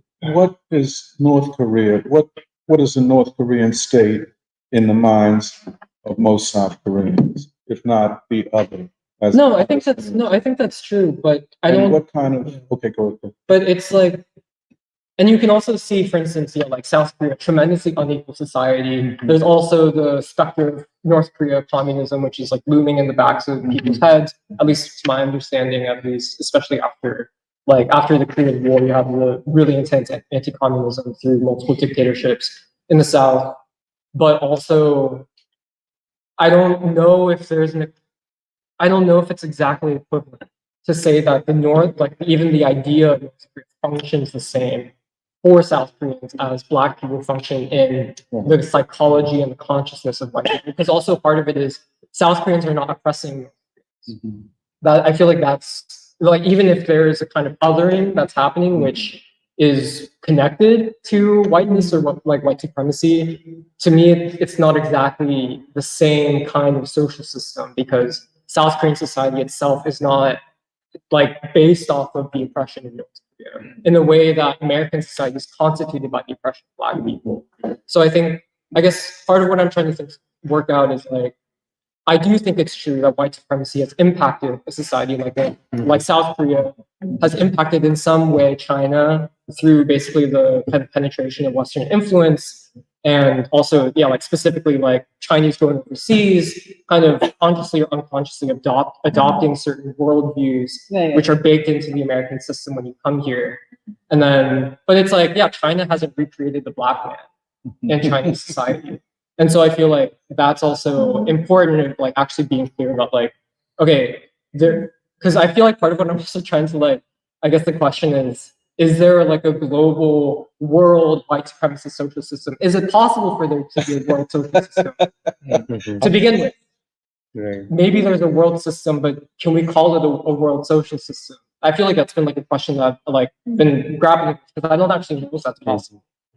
Yeah. Well, one quick thing is, I actually think we could get more specific with our definition of what white supremacy is, because I think in America, white supremacy is predicated on the oppression of Black people. which produces, and in order to oppress Black people, it produces narratives or ideas which we consider whiteness, right? Whiteness, like I would say, because the reason why I think it's important is because at the end of the day, the way white supremacy is reproduced is through whiteness itself. Whiteness is no longer even has to be associated with like a Black person being put down, but whiteness as the category is predicated, like whiteness to uphold white supremacy is predicated upon the oppression of Black people. The reason why I think that's important is because whiteness, which is now a concept that in some ways is even somewhat doesn't require a Black person in front of you to be oppressed in order for it to be uphold white supremacy. It's a value. Whiteness mediates. The real thing I think that becomes important when you transfer to, let's say, China is the question of what is mediating people's relationships, not just social, but productive. Social relationships, productive relationships of production, laws, like institutions, one's relationship to themselves, how they see themselves. I would say in China, the problem with China is they are vulnerable. China is vulnerable to whiteness being the very thing that could mediate a Chinese person's understanding of themselves or to the world. If China does not go through another ideological revolution, if China itself does not try to address the question moving forward in a period of modernity of what will young people be educated with, what will mediate their relationship. It can no longer be the Asian clan system. It can't be the Chinese clan system. It cannot be just filial duty, national duty. It'll have to be something. And if China doesn't solve that, then their people will always be vulnerable to this opening of whiteness being the mediator. I guess that's the reason why I think it's important is that's why I think the definition, or that's why I think that you don't need a Black man in China in order for whiteness. Like, can I add to Sorry. Nerdy. Okay, like I think that definition of white supremacy is useful, but I think part of what I'm trying to understand is the relationship of this conversation to our overall exploration of like the white supremacist social system in America to understand the logic and like the dynamics that produce and reproduce society. And I say that because I think in the United States, the white supremacist social system is in relation to the Black social system. And that conflict or that dynamic is actually what sort of generates like the forces or like the history or even the revolutionary process in America. And I feel like that is really important to our overall study. And that logic is literally that white supremacy is a logic that society itself is organized on, where white supremacy is only necessary so as to suppress the Black social system, and through that, I think, to basically like limit the possibilities for the future. And in that, the Black social system is a concrete and like living entity. Like it is actually like basically, it has the civilizational assumptions, it has like the values and the culture and the standards. And I think that like particular dynamic is pretty important. But I think the difference that I see is that in the world or in China or Korea, that dynamic is not the same. Whiteness has penetrated, or white supremacy has penetrated into the existing civilization as it is. And so there are forms of like compatibility of whether like existing things in Korean society or Chinese society, like Confucianism, can take the direction or be mediated or like changed by whiteness and thus define like overall like modernity. And so I think the question is whether Chinese civilization or Korean civilization will be compatible with whiteness. But I think the really different thing is like the dynamic and like the logic is not determined in the same way as the American one. Because I feel like, and that's also why I think the concrete example of the Black social system is so important. And also in like actually determining like the dynamics of like how things will develop. Because yeah, I agree that it's an interconnected world, and it's an open question of how much of like a civilization will be compatible. But I think, yeah, it's to simply being absorbed by whiteness, which doesn't necessarily require race, like clear race. You need the example of like the Black social system.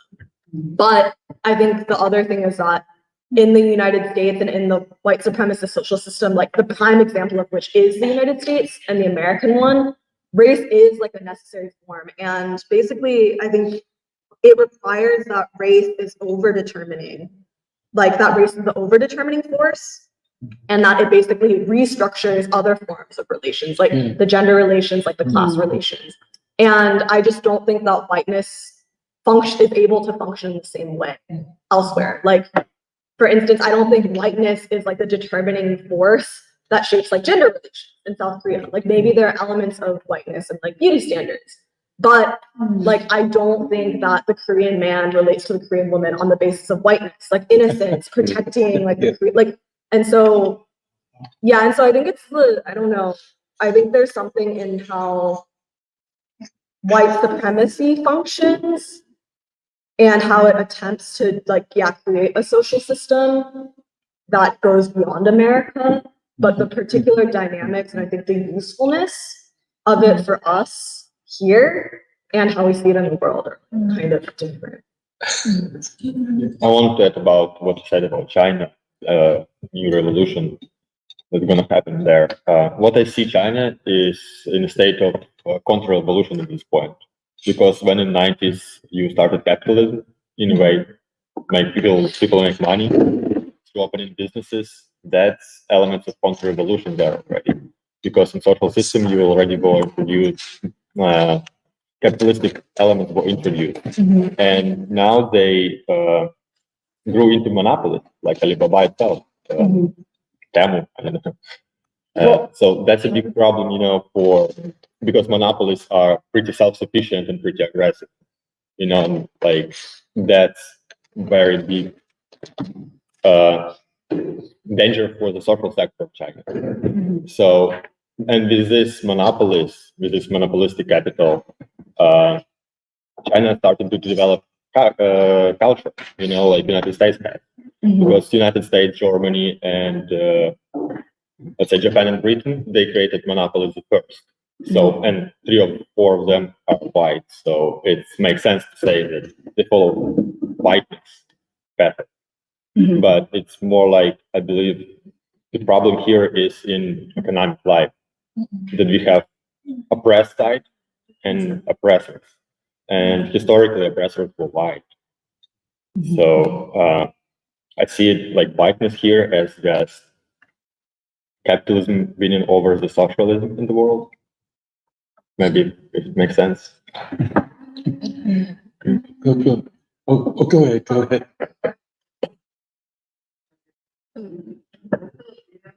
Could you take your mask down? I can't hear you. Yeah, I'm sorry.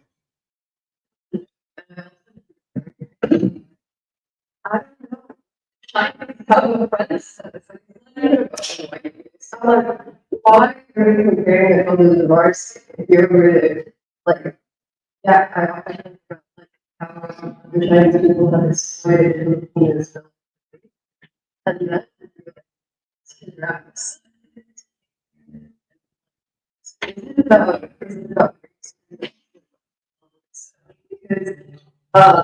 referring back to there's no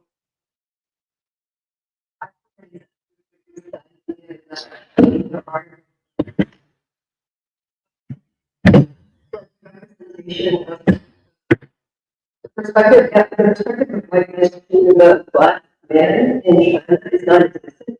That's true because yeah, it's just not something up more.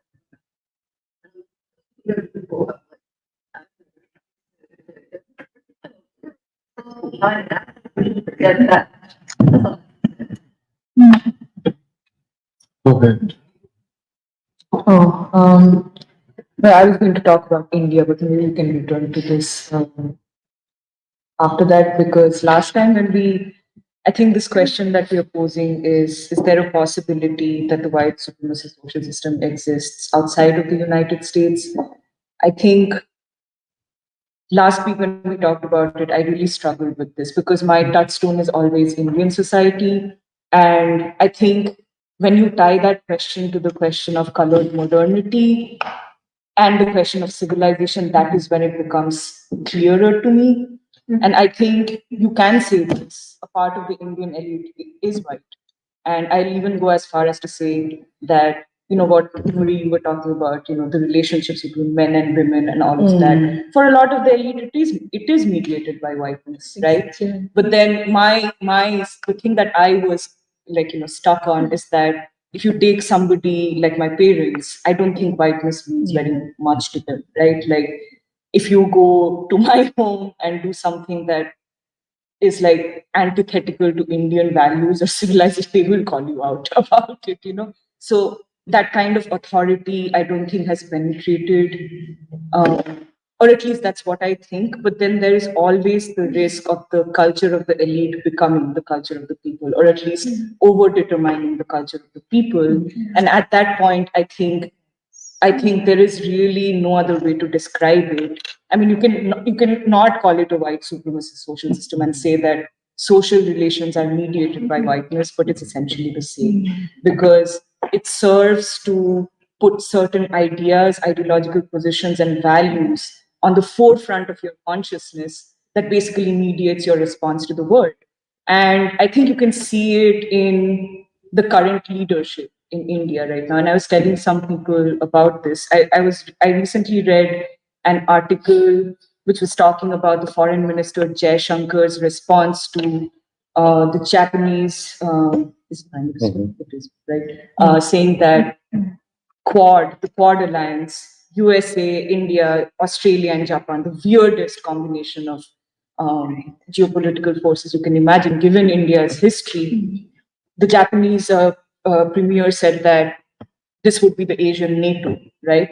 And so Jaishankar responds to it by saying, no, it's not going to be the Asian NATO because India, that is not the way the logic of the Indian state and its engagement with the world proceeds. And I was like, oh, wow, okay, not NATO. What else you got, right? But then everything that came after was very disappointing to me because what he said essentially was that India is no longer following a policy of non-alignment. We have moved to a policy of multi-alignment.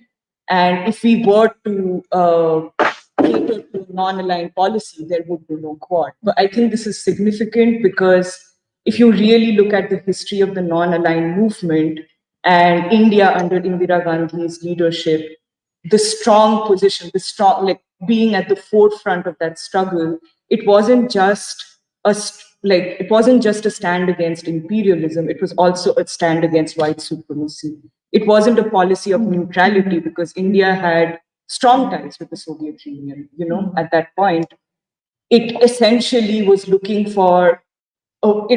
at a vision of the world that prioritized peace, that prioritized peaceful development, and that basically said no to groupings of people based on ideas of like white supremacist hegemony. And so now when you're saying that non-alignment is no longer what serves India, that's the policy that you've reversed in some ways. And I think it's a damn mistake for India to be making. And this thinking definitely is the reason why India has not come out in as strong support of either Bangladesh and definitely not in support of the Palestinian people's struggle as it should have.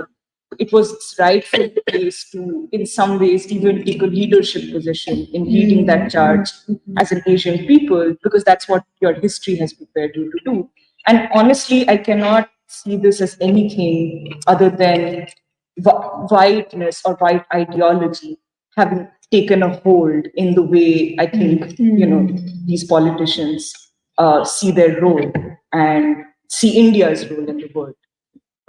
So that's something, and the Bangladesh thing also. I think. I mean, how do you explain that the so-called democratic student revolution took place at a time when Bangladesh was finally reaching some economic stability after struggling for years with debilitating poverty? I mean, it was declared to be a basket case but at a time when it was finally breaking through, it was close to China, trying to enter BRICS. At that time, you need this democratic revolution against a state that is allegedly corrupt and so on. Doesn't add up, And yeah, anyway. But I feel like part of what we need to distinguish is it's not that they're totally separate, but white supremacy as ideology, and then broader than that, white supremacy as an organizing principle of society. I feel like this is something that I also documented before, where I think oftentimes white supremacy is only framed as ideology, but the uniqueness of the emergence of American society, especially after the defeat of Reconstruction, was white supremacy becoming not just like the ideology of people, but the organizing principle of American society. And I feel like part of what I'm struggling with is, okay, I can agree with white supremacy as an ideology infiltrating a country like India or obviously like South Korea. We were like literally occupied the US as well.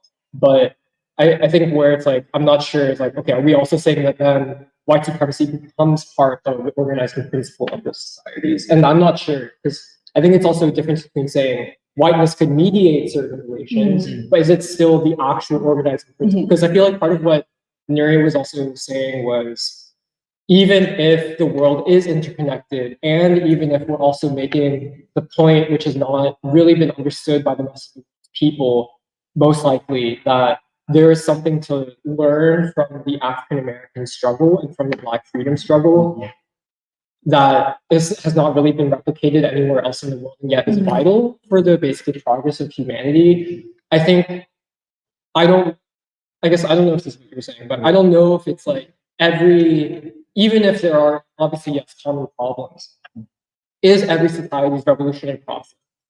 Does it have to go through the same? Are all societies dealing with the exact same contradictions and does it look exactly the same for each society? I don't.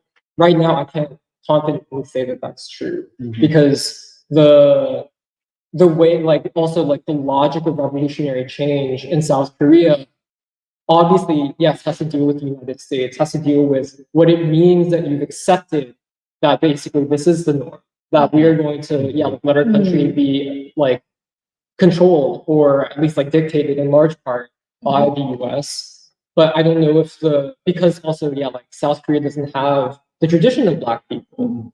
So it's like, what is the actual logic of revolutionary change in a society like South Korea? Which I think is like, it has to learn, like you're saying, it has to learn, but it's not like, I don't know if you can replicate it in other countries because, the other thing is that even if, white supremacy as an ideology has spread around the world as a result of basically like American imperialism and the nature of American power, I think the precise logic of like what we've been trying to work out for the past like 4 years of like what is the American revolutionary process is something that will have implications on the world, but there's something unique still about how this country has been developed over basically the past like several hundred years, which I don't know if that can like you can just say because America is a global power that then the nature of the revolutionary struggle in any other particular society will necessarily be the same.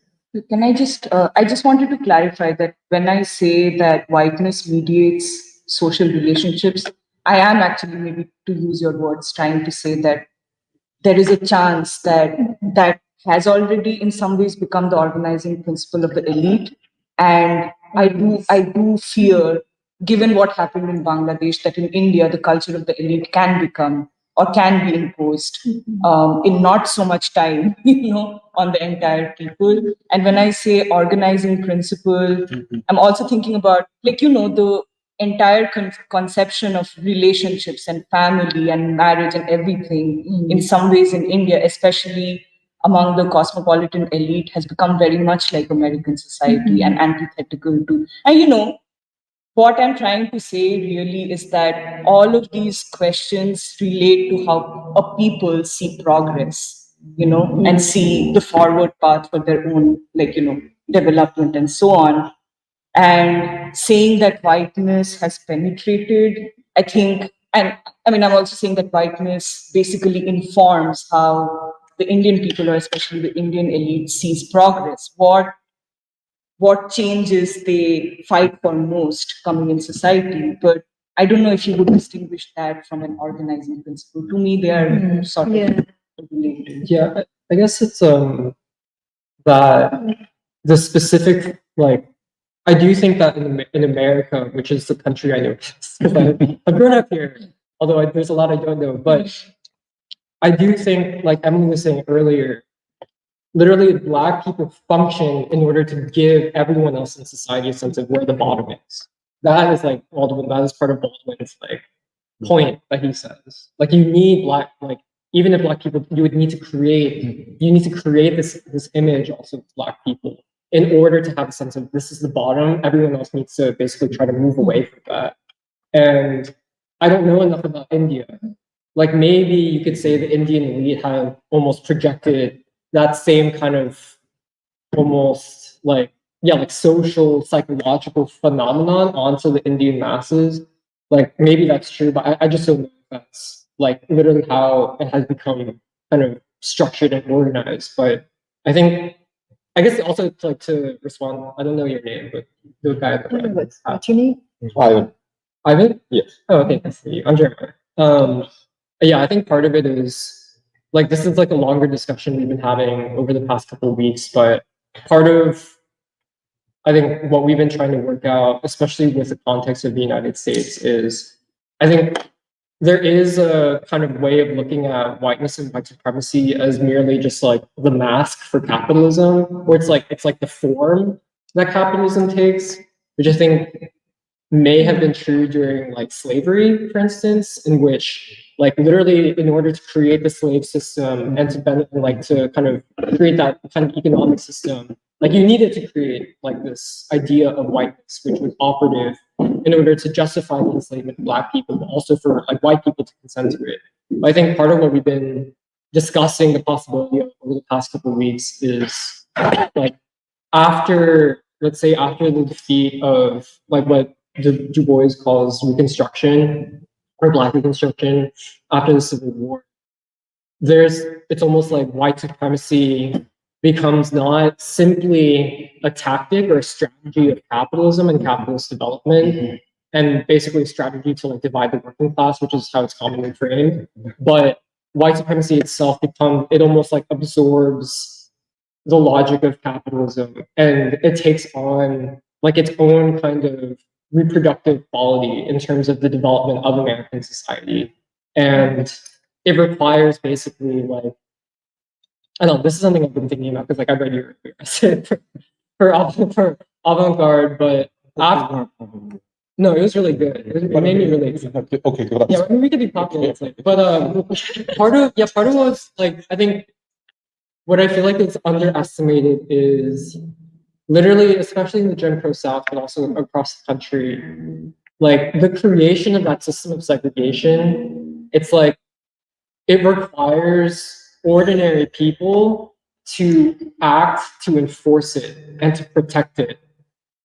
And I don't think that that's something which is solely explained by the logic of, oh, capitalism needs racism in order to divide the working class. Like obviously that argument has been made many times by people, but there's something distinct about like the creation of that social system after Reconstruction in which you, in order to keep Black people down and to create that sense of like, there is still a bottom in society, everyone else needs to get as far from that bottom as they can. It's like you, and also literally for the creation of Jim Crow, you need the participation of like, yeah, like basically ordinary white people. And you need them to basically enforce that system and to consent to that system. And I think this is part of what we've been trying to make sense of, and also how does it relate to the current moment. But I think, yeah, part of like our working hypothesis right now is that essentially after Reconstruction, white supremacy has become kind of like the organizing principle of society, which means that it's also kind of absorbed and now mediates even the logic of capitalist development in the US. But yeah, I just wanted to respond because that's kind of what we've been like trying to figure out over the past couple of weeks. Make it clear. Yeah, fine. Okay, go ahead. No, Steve. Yeah, I think, yeah, and we're still working this out, but I would say, you know, for one thing, I think we would all agree that there's something about this Black struggle in America that has a message for world humanity at this time. And we were talking in particular about, I know I was thinking more about China because I talk with them a lot, and their view that, or Raju's view that India, well, I won't say needs or could use Baldwin, maybe. And see the question, and this I guess where I would put it. I honestly, I get this from the Chinese people in free school all the time, who seem to be the most dissatisfied with the social system in China and feel that it has to be at least updated. Well, no, I think this conversation also builds upon previous free school conversations about China, which is that definitely going to China would feel like all of the positives, which is that when our parents left, it was a very broke country that was oppressed by many nations. Like, people themselves did not have a sense of them as a people and their dignity. Like, Chinese people were seen, I mean, I think there's like cartoons of back then of how terrible and degraded they look. And so I think what we're proceeding from in this conversation builds upon the fact that we feel very proud actually about China in the past couple of years, which is that people are now being educated, when in my grandma's generation, she didn't even get an education up till second grade. And infrastructure is being built, mortality rates are much lower than they were back then. And there is a basis of Chinese civilization that, you know, when I go to China, I feel very comfortable because there is that clan system. Like, even though you were talking about earlier, Sun Yat-sen is also like, you know, we must, from the clan system, build a greater view, which is that, you know, people will die for their family members. But would you do that for a guy or a live or whatever, right? But would they do it for their countrymen or as well? And so, and they have done this without, but anyways, that's what I'm saying. This builds up on previous conversations. I think the difference when we, like Emily, myself, Kathy, go to China is that we also feel very American in the sense of that there is something unique about the Black freedom struggle here that we feel that could actually bridge Americans and the Chinese, or Americans with the people of the rest of the world. And it's not that China's deficient, but that this is something that can bring them forward. Because even with the Marxism Leninism thing, like Xi Jinping returning to that, there's also this thing like returning to Confucian values, Chinese. But I think what we're trying to say is actually China not only has to go back, but they have to find a way to bring a certain creativity to their people, to their youth, the way that Black people in this country under its circumstances was able to create something new. So it's not just Marxism, Leninism, not just Confucian, like dynastic, all that stuff, but how do you actually, I think that I'm not getting the words, but I think that's, Well, I just want to say something really briefly, which is when you had asked me on Monday, shall we talk about whether the white supremacist social system exists in Asia? I was at loss for words because it's a very important, and just like Emily, what you said, it's very personal, it's very emotional. It's not only like our parents, like our family, it's also the fate of 1.4 billion people in the world, and then also what we're clearly already touching upon the implications it has for all of Asia, South Asia, but also even the Middle East. How is like we were like war, and also like how does Iran see itself? How does like Lebanon see itself? And also, of course, what we're talking about in terms of the future, the already existing, the already here, like present conditions of war, and also genocide, of course, but also like what is to become of Asia in relation to, white supremacy. I'm still finding, of course, the language to articulate all of this because I think that's what we're all doing, but I think it is all connected to this conversation as well. I just feel like for me, the context is also just that this past week was China's 75th anniversary of the Chinese Revolution, and when Mao declared that this would be the People's Republic of China from atop like the Forbidden Palace and now what is Tiananmen Square. And I think that is a really important occasion, 75 years out of that, like 75 years of that arduous climb out of that century of humiliation, like that Alice touched upon, like 75 years of like even all the trials and tribulations that Mao could not get right in certain points around, say, like the Cultural Revolution. And then the fact is, I think we all agree that like China could not stay poor. There had to be something that took China into a new stage, which in history it looked like the Deng Xiaoping era, but and now of course the meteoric rise of, I think, what China has now been reshaped as under Xi Jinping. But I feel like what I feel most acutely as well is that when I called my grandmother this past week to say, like, okay, first of all, like, happy National Day, like like, what is it that people are feeling right now? Is this 75-year anniversary the time to reflect upon this very question I think we're talking about? Even if like maybe not every Chinese person can articulate it as such, like, I know the party is very much thinking like we are at a cusp of like China's and like, entering a new stage in the world, and it has to take into account the fact that it is on attack, like under attack from the West, or that specter of war is very real. And so is this a time for the people to ready themselves, especially just ideologically, given how, I guess, vulnerable we've been able to articulate the problem of now like multiple generations of exposure to whiteness, the West, Chinese students going to, like my parents coming to this country, remolding themselves and bringing some of that back to China, reshaping like not only of course like but also their children's lives, values, lifestyles, that tethering of the economic to actually an ideological. And I feel like, and also now younger and younger children in China being exposed to this question, or even taking up whiteness as their their own aspirations for growing up essentially and developing.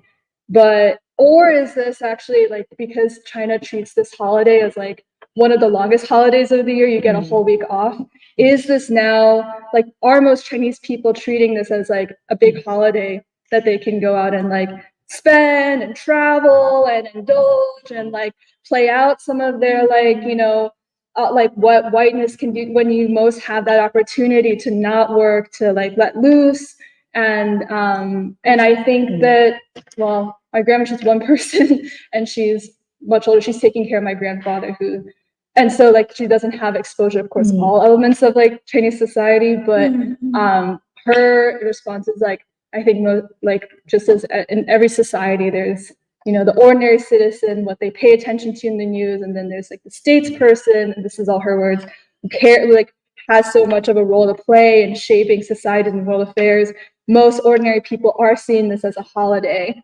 And when I heard that, I was thinking, I thought about how we would address this question, or before I even had the words for it, which is to say, like, the Chinese people really do need something close to what King talked about of a revolution of values. And I think we've been saying that in preschool for some time, in terms of like, I feel like when we talk about this ideological struggle, I think what we're talking about is akin to that.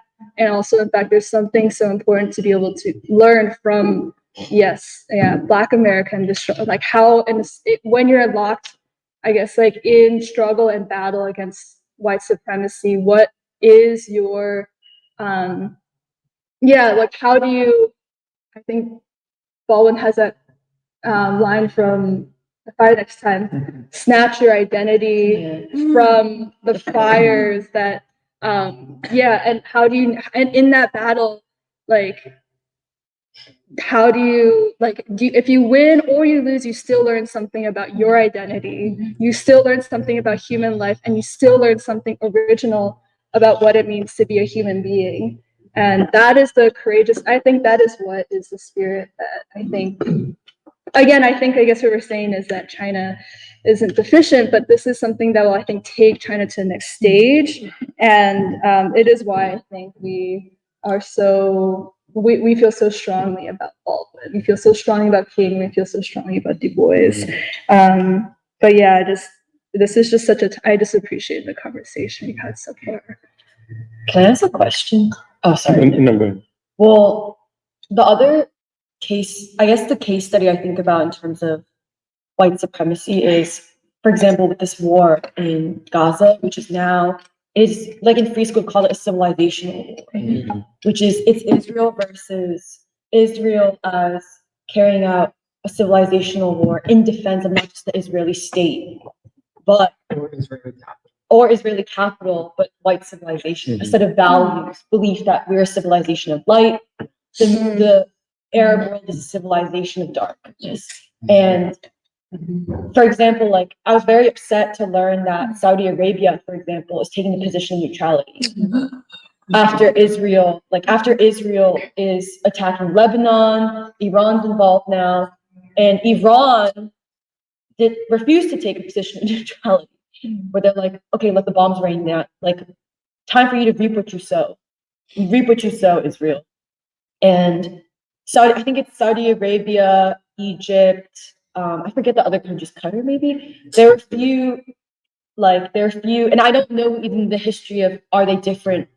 Do they practice a different form of Islam? I don't know the difference between Sunni versus Shia, but Saudi Arabia, for example, I think that is actually a civilizational choice. And I guess my question is, like, would you say, is that because that decision, is that them, I guess, basically being white, or because it's not as simple. We benefit from economically being close to the US. I think there is a dimension to it which has to be about what side of civilization, like what side of civilization do you see yourself as part of now? And I don't know, I guess I wanted to ask that question. Viewing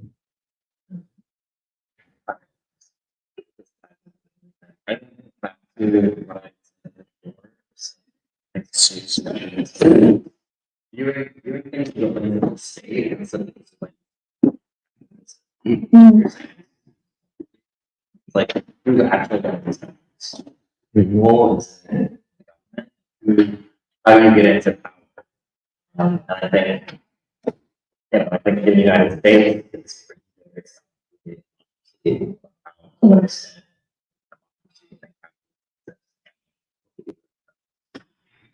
so yeah, in this case.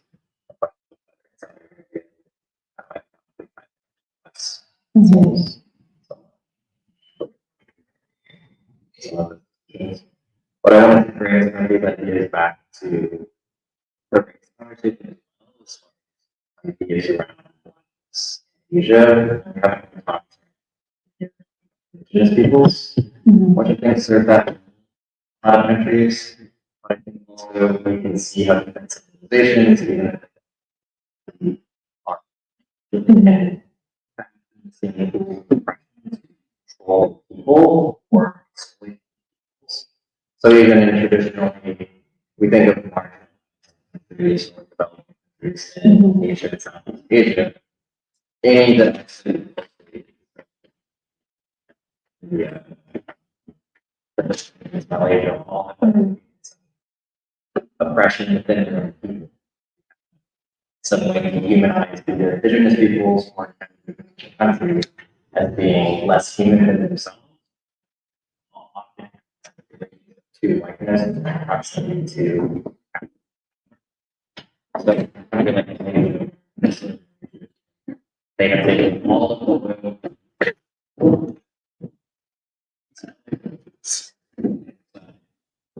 the very geographically distinct. They have something that extracted and three people there backwards and not as it is like a relationship to indigenous people. To me, it is a refactoring white supremacy to and recreate not the same thing, but something similar, and so maybe it's the black struggle. It is a study of these tools to understand how to fight them. Exactly the same in every country, but these are the same kind of ideas, the same kind of weapons used against humanity, but it's more just read back. So I think the black struggle is more to defend is where it's created it's a story, but that's like how it's all connecting. But I do think like it's very easy to think of nation state, especially in the terms, how it's in the world. Digging in and thinking about it's people, it's local operation, it's viewing what will happen. And nation state actually making decisions, but I think uh, define the way that oppression is being shaped and what they're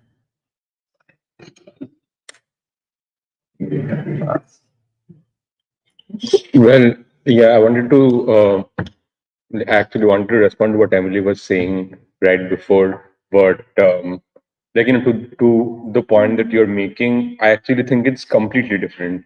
The question of like how we're talking about white supremacy and the role that the black man plays in America, as opposed to what you're talking about, a general um, like this idea of otherism and so on and so forth. Because I think, and this is also why I think Baldwin is so important today, because I don't think it's a simple question. And, this distinction is made, it is articulated only by seeing the Black freedom struggle on its own terms. And this is because I think the question of identity, or the question of identity for a white civilization, if you call it that, like I think that's the question that's at stake. So like the Chinese elite or even the Indian elite at this time or at any point in its history ever needed the other to establish its identity. And I don't think this comes only from the question of on what principles the state is to be organized, but it's also a question of civilization and a question of philosophical work to work out what the purpose of a civilization is, what it is trying to achieve. And I mean, I think this is what I think Purva was also saying a little before. But this is the distinction I think that we are trying to work out, whether on the role that the presence of the black man plays in America, and what is the basis, or how does when we say that white supremacy functions as the basis of social organization and the basis of America or the West. This is the distinction I think between China or India and with the West. And I think in many ways some of the real questions, like the real implications of what we're trying to figure out is to talk about capitalism, and what we are trying to ask is like, does that explain enough? But I think even more than that, the question is what, like how Du Bois talks about the corporation, where essentially what it does is it it tells us that all the problems of society is essentially created by somebody outside of us. And and therefore, like for instance, in the most elite places, by which say academia, for instance, in this country, it's very easy to talk about capitalism. It's very easy to talk about um, how the how basically all the problems of the world and racism in America and wars abroad and so on, how capitalism plays the role. Because I think we have come to a point where actually the elite has figured out a way to talk about capitalism in a way that means nothing. It doesn't change anything. But what is never talked about is it is like the question of white civilization. It's never something that you're allowed to talk about. It's always something which you have to watch around, because I think that's what uh, at the centers of the elite in this country, and in anywhere in the West, this is the question that we're dealing with. that like to talk about capital is that like which one in a way which one gets to the question of what reproduces like what produces poverty, what produces oppression, what produces war abroad, and degradation at home. And like this is, I think, why we are also trying to ask the question: what can what is the way for white America to transform itself? And this question, I don't think, can be answered by saying that the problem lies within the Jeff Bezos out there. And I think this is the way that young people are encouraged to think a lot, especially in universities and so on, where you can talk about like capitalism to like till the cows come home, but it is allowed by these centers of power because precisely because it has no outcome. And I think this is also what this is what I think Baldwin does help figure out, because the question of what sustains white civilization is not something that you think about. It's a default that it's ordained by nature, and that's what I think Baldwin is making it clear. And I wanted to say another thing regarding like what Purva was saying before. Also, the question of India, I always go back to the time of the freedom struggle when this question was being worked out about the relation about why does India need to be independent, and what was the driving force, and there were many answers, and all what connected all the freedom everyone in the freedom struggle, well, most of the leaders, was that they did form, or they did come into contact with the zeitgeist of ideas at that time. They all went west, and they all to more or less extent they studied they studied white Europe, they studied to a large extent they studied in white socialist Europe. But the thing that sets Gandhi apart was the fact that he was also in many ways produced in Africa. And I think I mentioned this because of Gandhi's relationship to the capital as a tool for nation building. He was his position was his position was always the opposite of what would today be a dogmatic position, and it is a dogmatic position about critiquing Gandhi about his relationship to the Indian capitalists of that time, whose presence was necessary to build India up from the ground. India and China were like the two poorest nations at that time, and Gandhi was able to see that was not the high the biggest contradiction with colonialism was not simply the attainment of capital. And I don't think it was a simple thing to see at that time either. I mean, I think it was way harder to see it at that time because you were also studying what 200 years of wealth drain literally had done to India. How of course it has led to the industrial revolution, so on and so forth. But he was able to see that, and I think the conversation that we're having now and over the last few weeks is in some ways related to that. That how is it possible to see, is it can you really get to the truth of how how whiteness functions as a power structure without understanding the white psyche, and can you understand the white psyche without studying Black America or at that time Africa? So I think, yeah, in many ways, I think this is what I where I come to, because this is a question I've always had, that it's not a simple decision that Gandhi made, or it's not simple to answer this question, between, and Gandhi and Nehru, they both debated this for a long time. And I think towards the end, and Nehru came from the opposite position, and towards the end of his life, he was questioning that. He did, he was trained, he was more he was a socialist. He called himself that, and he would talk about capitalism in the way that the left today talks about, closer to that. But that's where they differed. But then towards the end of Nehru's life, he was also revisiting those questions, and he was coming close to seeing, seeing that, okay, Gandhi may have been right on these questions. Yeah. So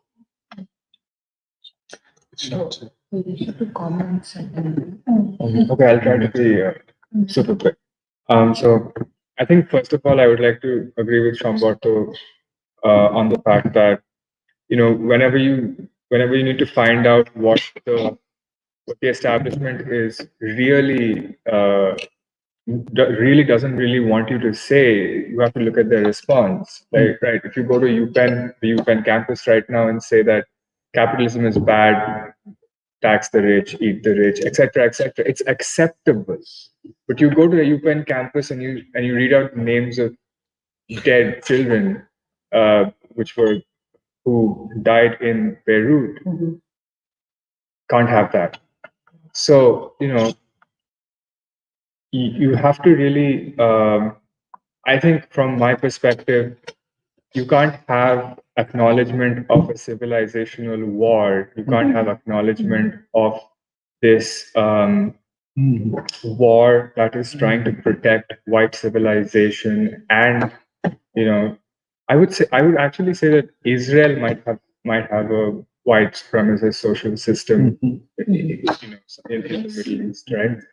I can completely believe that. I can believe that their social organization is a white supremacist, and you you can't have public discussions about it. That's not acceptable, and we have seen that the anti-Semitic trope has been used and overused in order to shut down these discussions.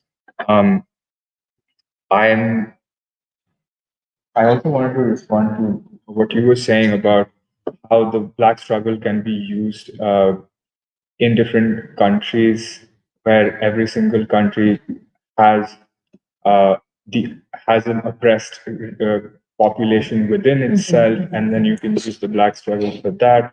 I don't think I entirely agree, because I think the Black struggle was against white supremacy. It was against the white civilization values. It was, as Emily said, it was a negation of that. And I think that if the white struggle has to be used, it has to be used for the same purpose in these countries as well.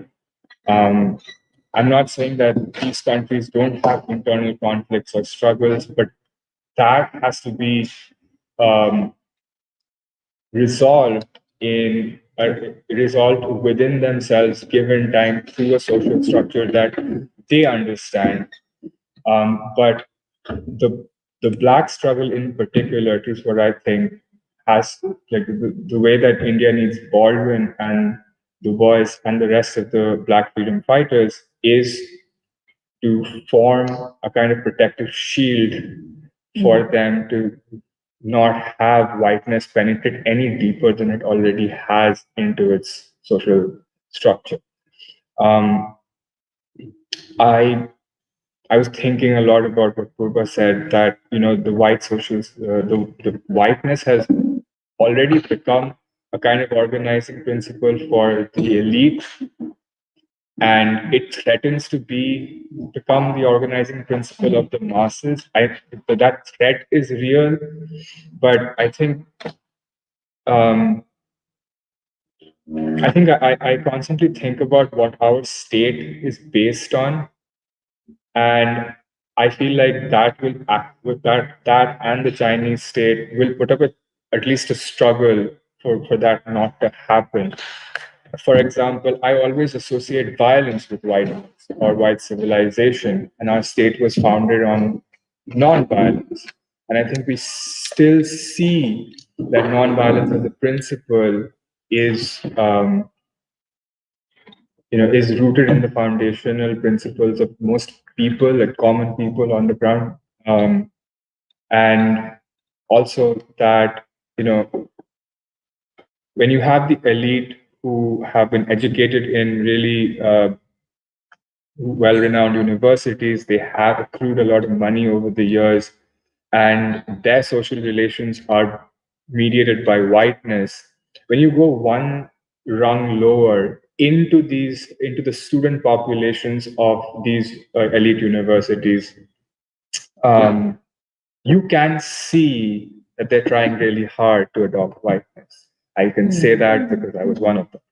And but I feel like there was sort of a line, and that line is different for every individual that they draw, that I'm not going to indulge in violence or go against the express wishes of, I don't know, somebody I respect. I feel like there is a line, and that has been my experience. I don't know if that has devolved, that's become a lot worse than it used to be. But yeah, I have a certain amount of hope that it doesn't get farther than it already. Just a response. Yeah. I think we have to get ready to go. I think it's close, it's 12:30. Is that okay?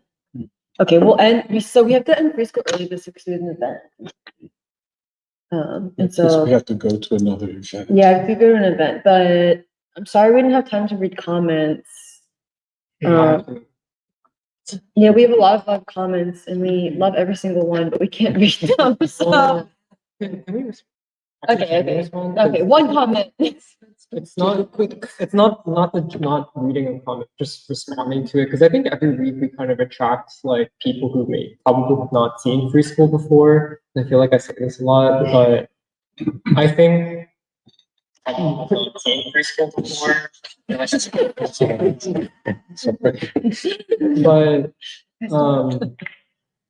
one thing to make clear is at bottom our main concern is like, okay, how can the American people achieve peace? How can the American people achieve freedom? That for us is the primary concern. And I know that people bring a lot of baggage and assumptions into even concepts of like race and whiteness, and there's a lot of baggage that also comes from like the left as well, and the ruling elite, and how they use race and whiteness, and how they talk about white supremacy. And I will say, I think the fact that at the same time it elicits a certain response from some people who are commenting, where, yeah, like, I don't know, like, I feel like one of the commenting threads is like, oh, like, if you think America is so racist, like, why did you come here? I feel like we're getting that. And it's like, well, okay, I'm gonna flip it on you. Okay, like, if you think America is so great, and if your life is so great, like, why are you here commenting on it? Our lives like nonstop for like 3 hours. And it's not even to like judge you, or it's to judge whoever's behind the screen. But it's like, I think all of us, like, I think part of what is compelling is, yeah, like many people recognize the problems in American society. There are different ways you can describe that problem, but we're trying to achieve an actual dialogue with people, which is trying to actually get to, and which I think is what people are trying to also achieve in their own way in like the comment section. But like, we're trying to get at reality. We're trying to get at actually how society functions. And part of it is, I think, especially for the commenters, like leaving aside, I don't know if you can do this, but leaving aside all the baggage that you have about like the woke left and identity politics, which we're actually opposed to. And we see the Democratic Party as the most dangerous force in the world today. Leaving aside all of that, like for me, the basic question is like, okay, if you take the example of Israel as an example, you have a society of people who would literally drag the world into world war because of they're driven by this like ideological social drive, which is basically driven by like, yeah, like hatred of other people. And my question to whoever I assume is commenting is that where you want to end up? Because that is ultimately like where we see like American society heading if if nothing changes. And that's what we mean when we talk about whiteness. It's not this like abstract thing, and it's also not in the way that like, yeah, like I don't know, quote unquote the woke left would talk about it. But we're facing very basic problems of like, okay, yeah, like, is this what humanity is seeing in Israel and what it's doing to the Palestinian people? And this kind of madness, which is basically like, yeah, like we would start nuclear war if it allowed us to feel safe, for instance. is that what you want for yourself or for your children? Is that kind of psychosis what you want for yourself and for your children? So that's what we mean by blindness. It's not like, I know that there's also many different ways that people talk about it, but I just want to respond. Because I feel like we always get these kinds of commenters every week who come in with many assumptions, basically. Okay, we're at the end for now, but we can continue the discussion next week. It'll be a full 4.5 hours. Right? It's usually 4.5. And so, okay, we're gonna end the live stream so we can make it to the next event. But bye, everyone.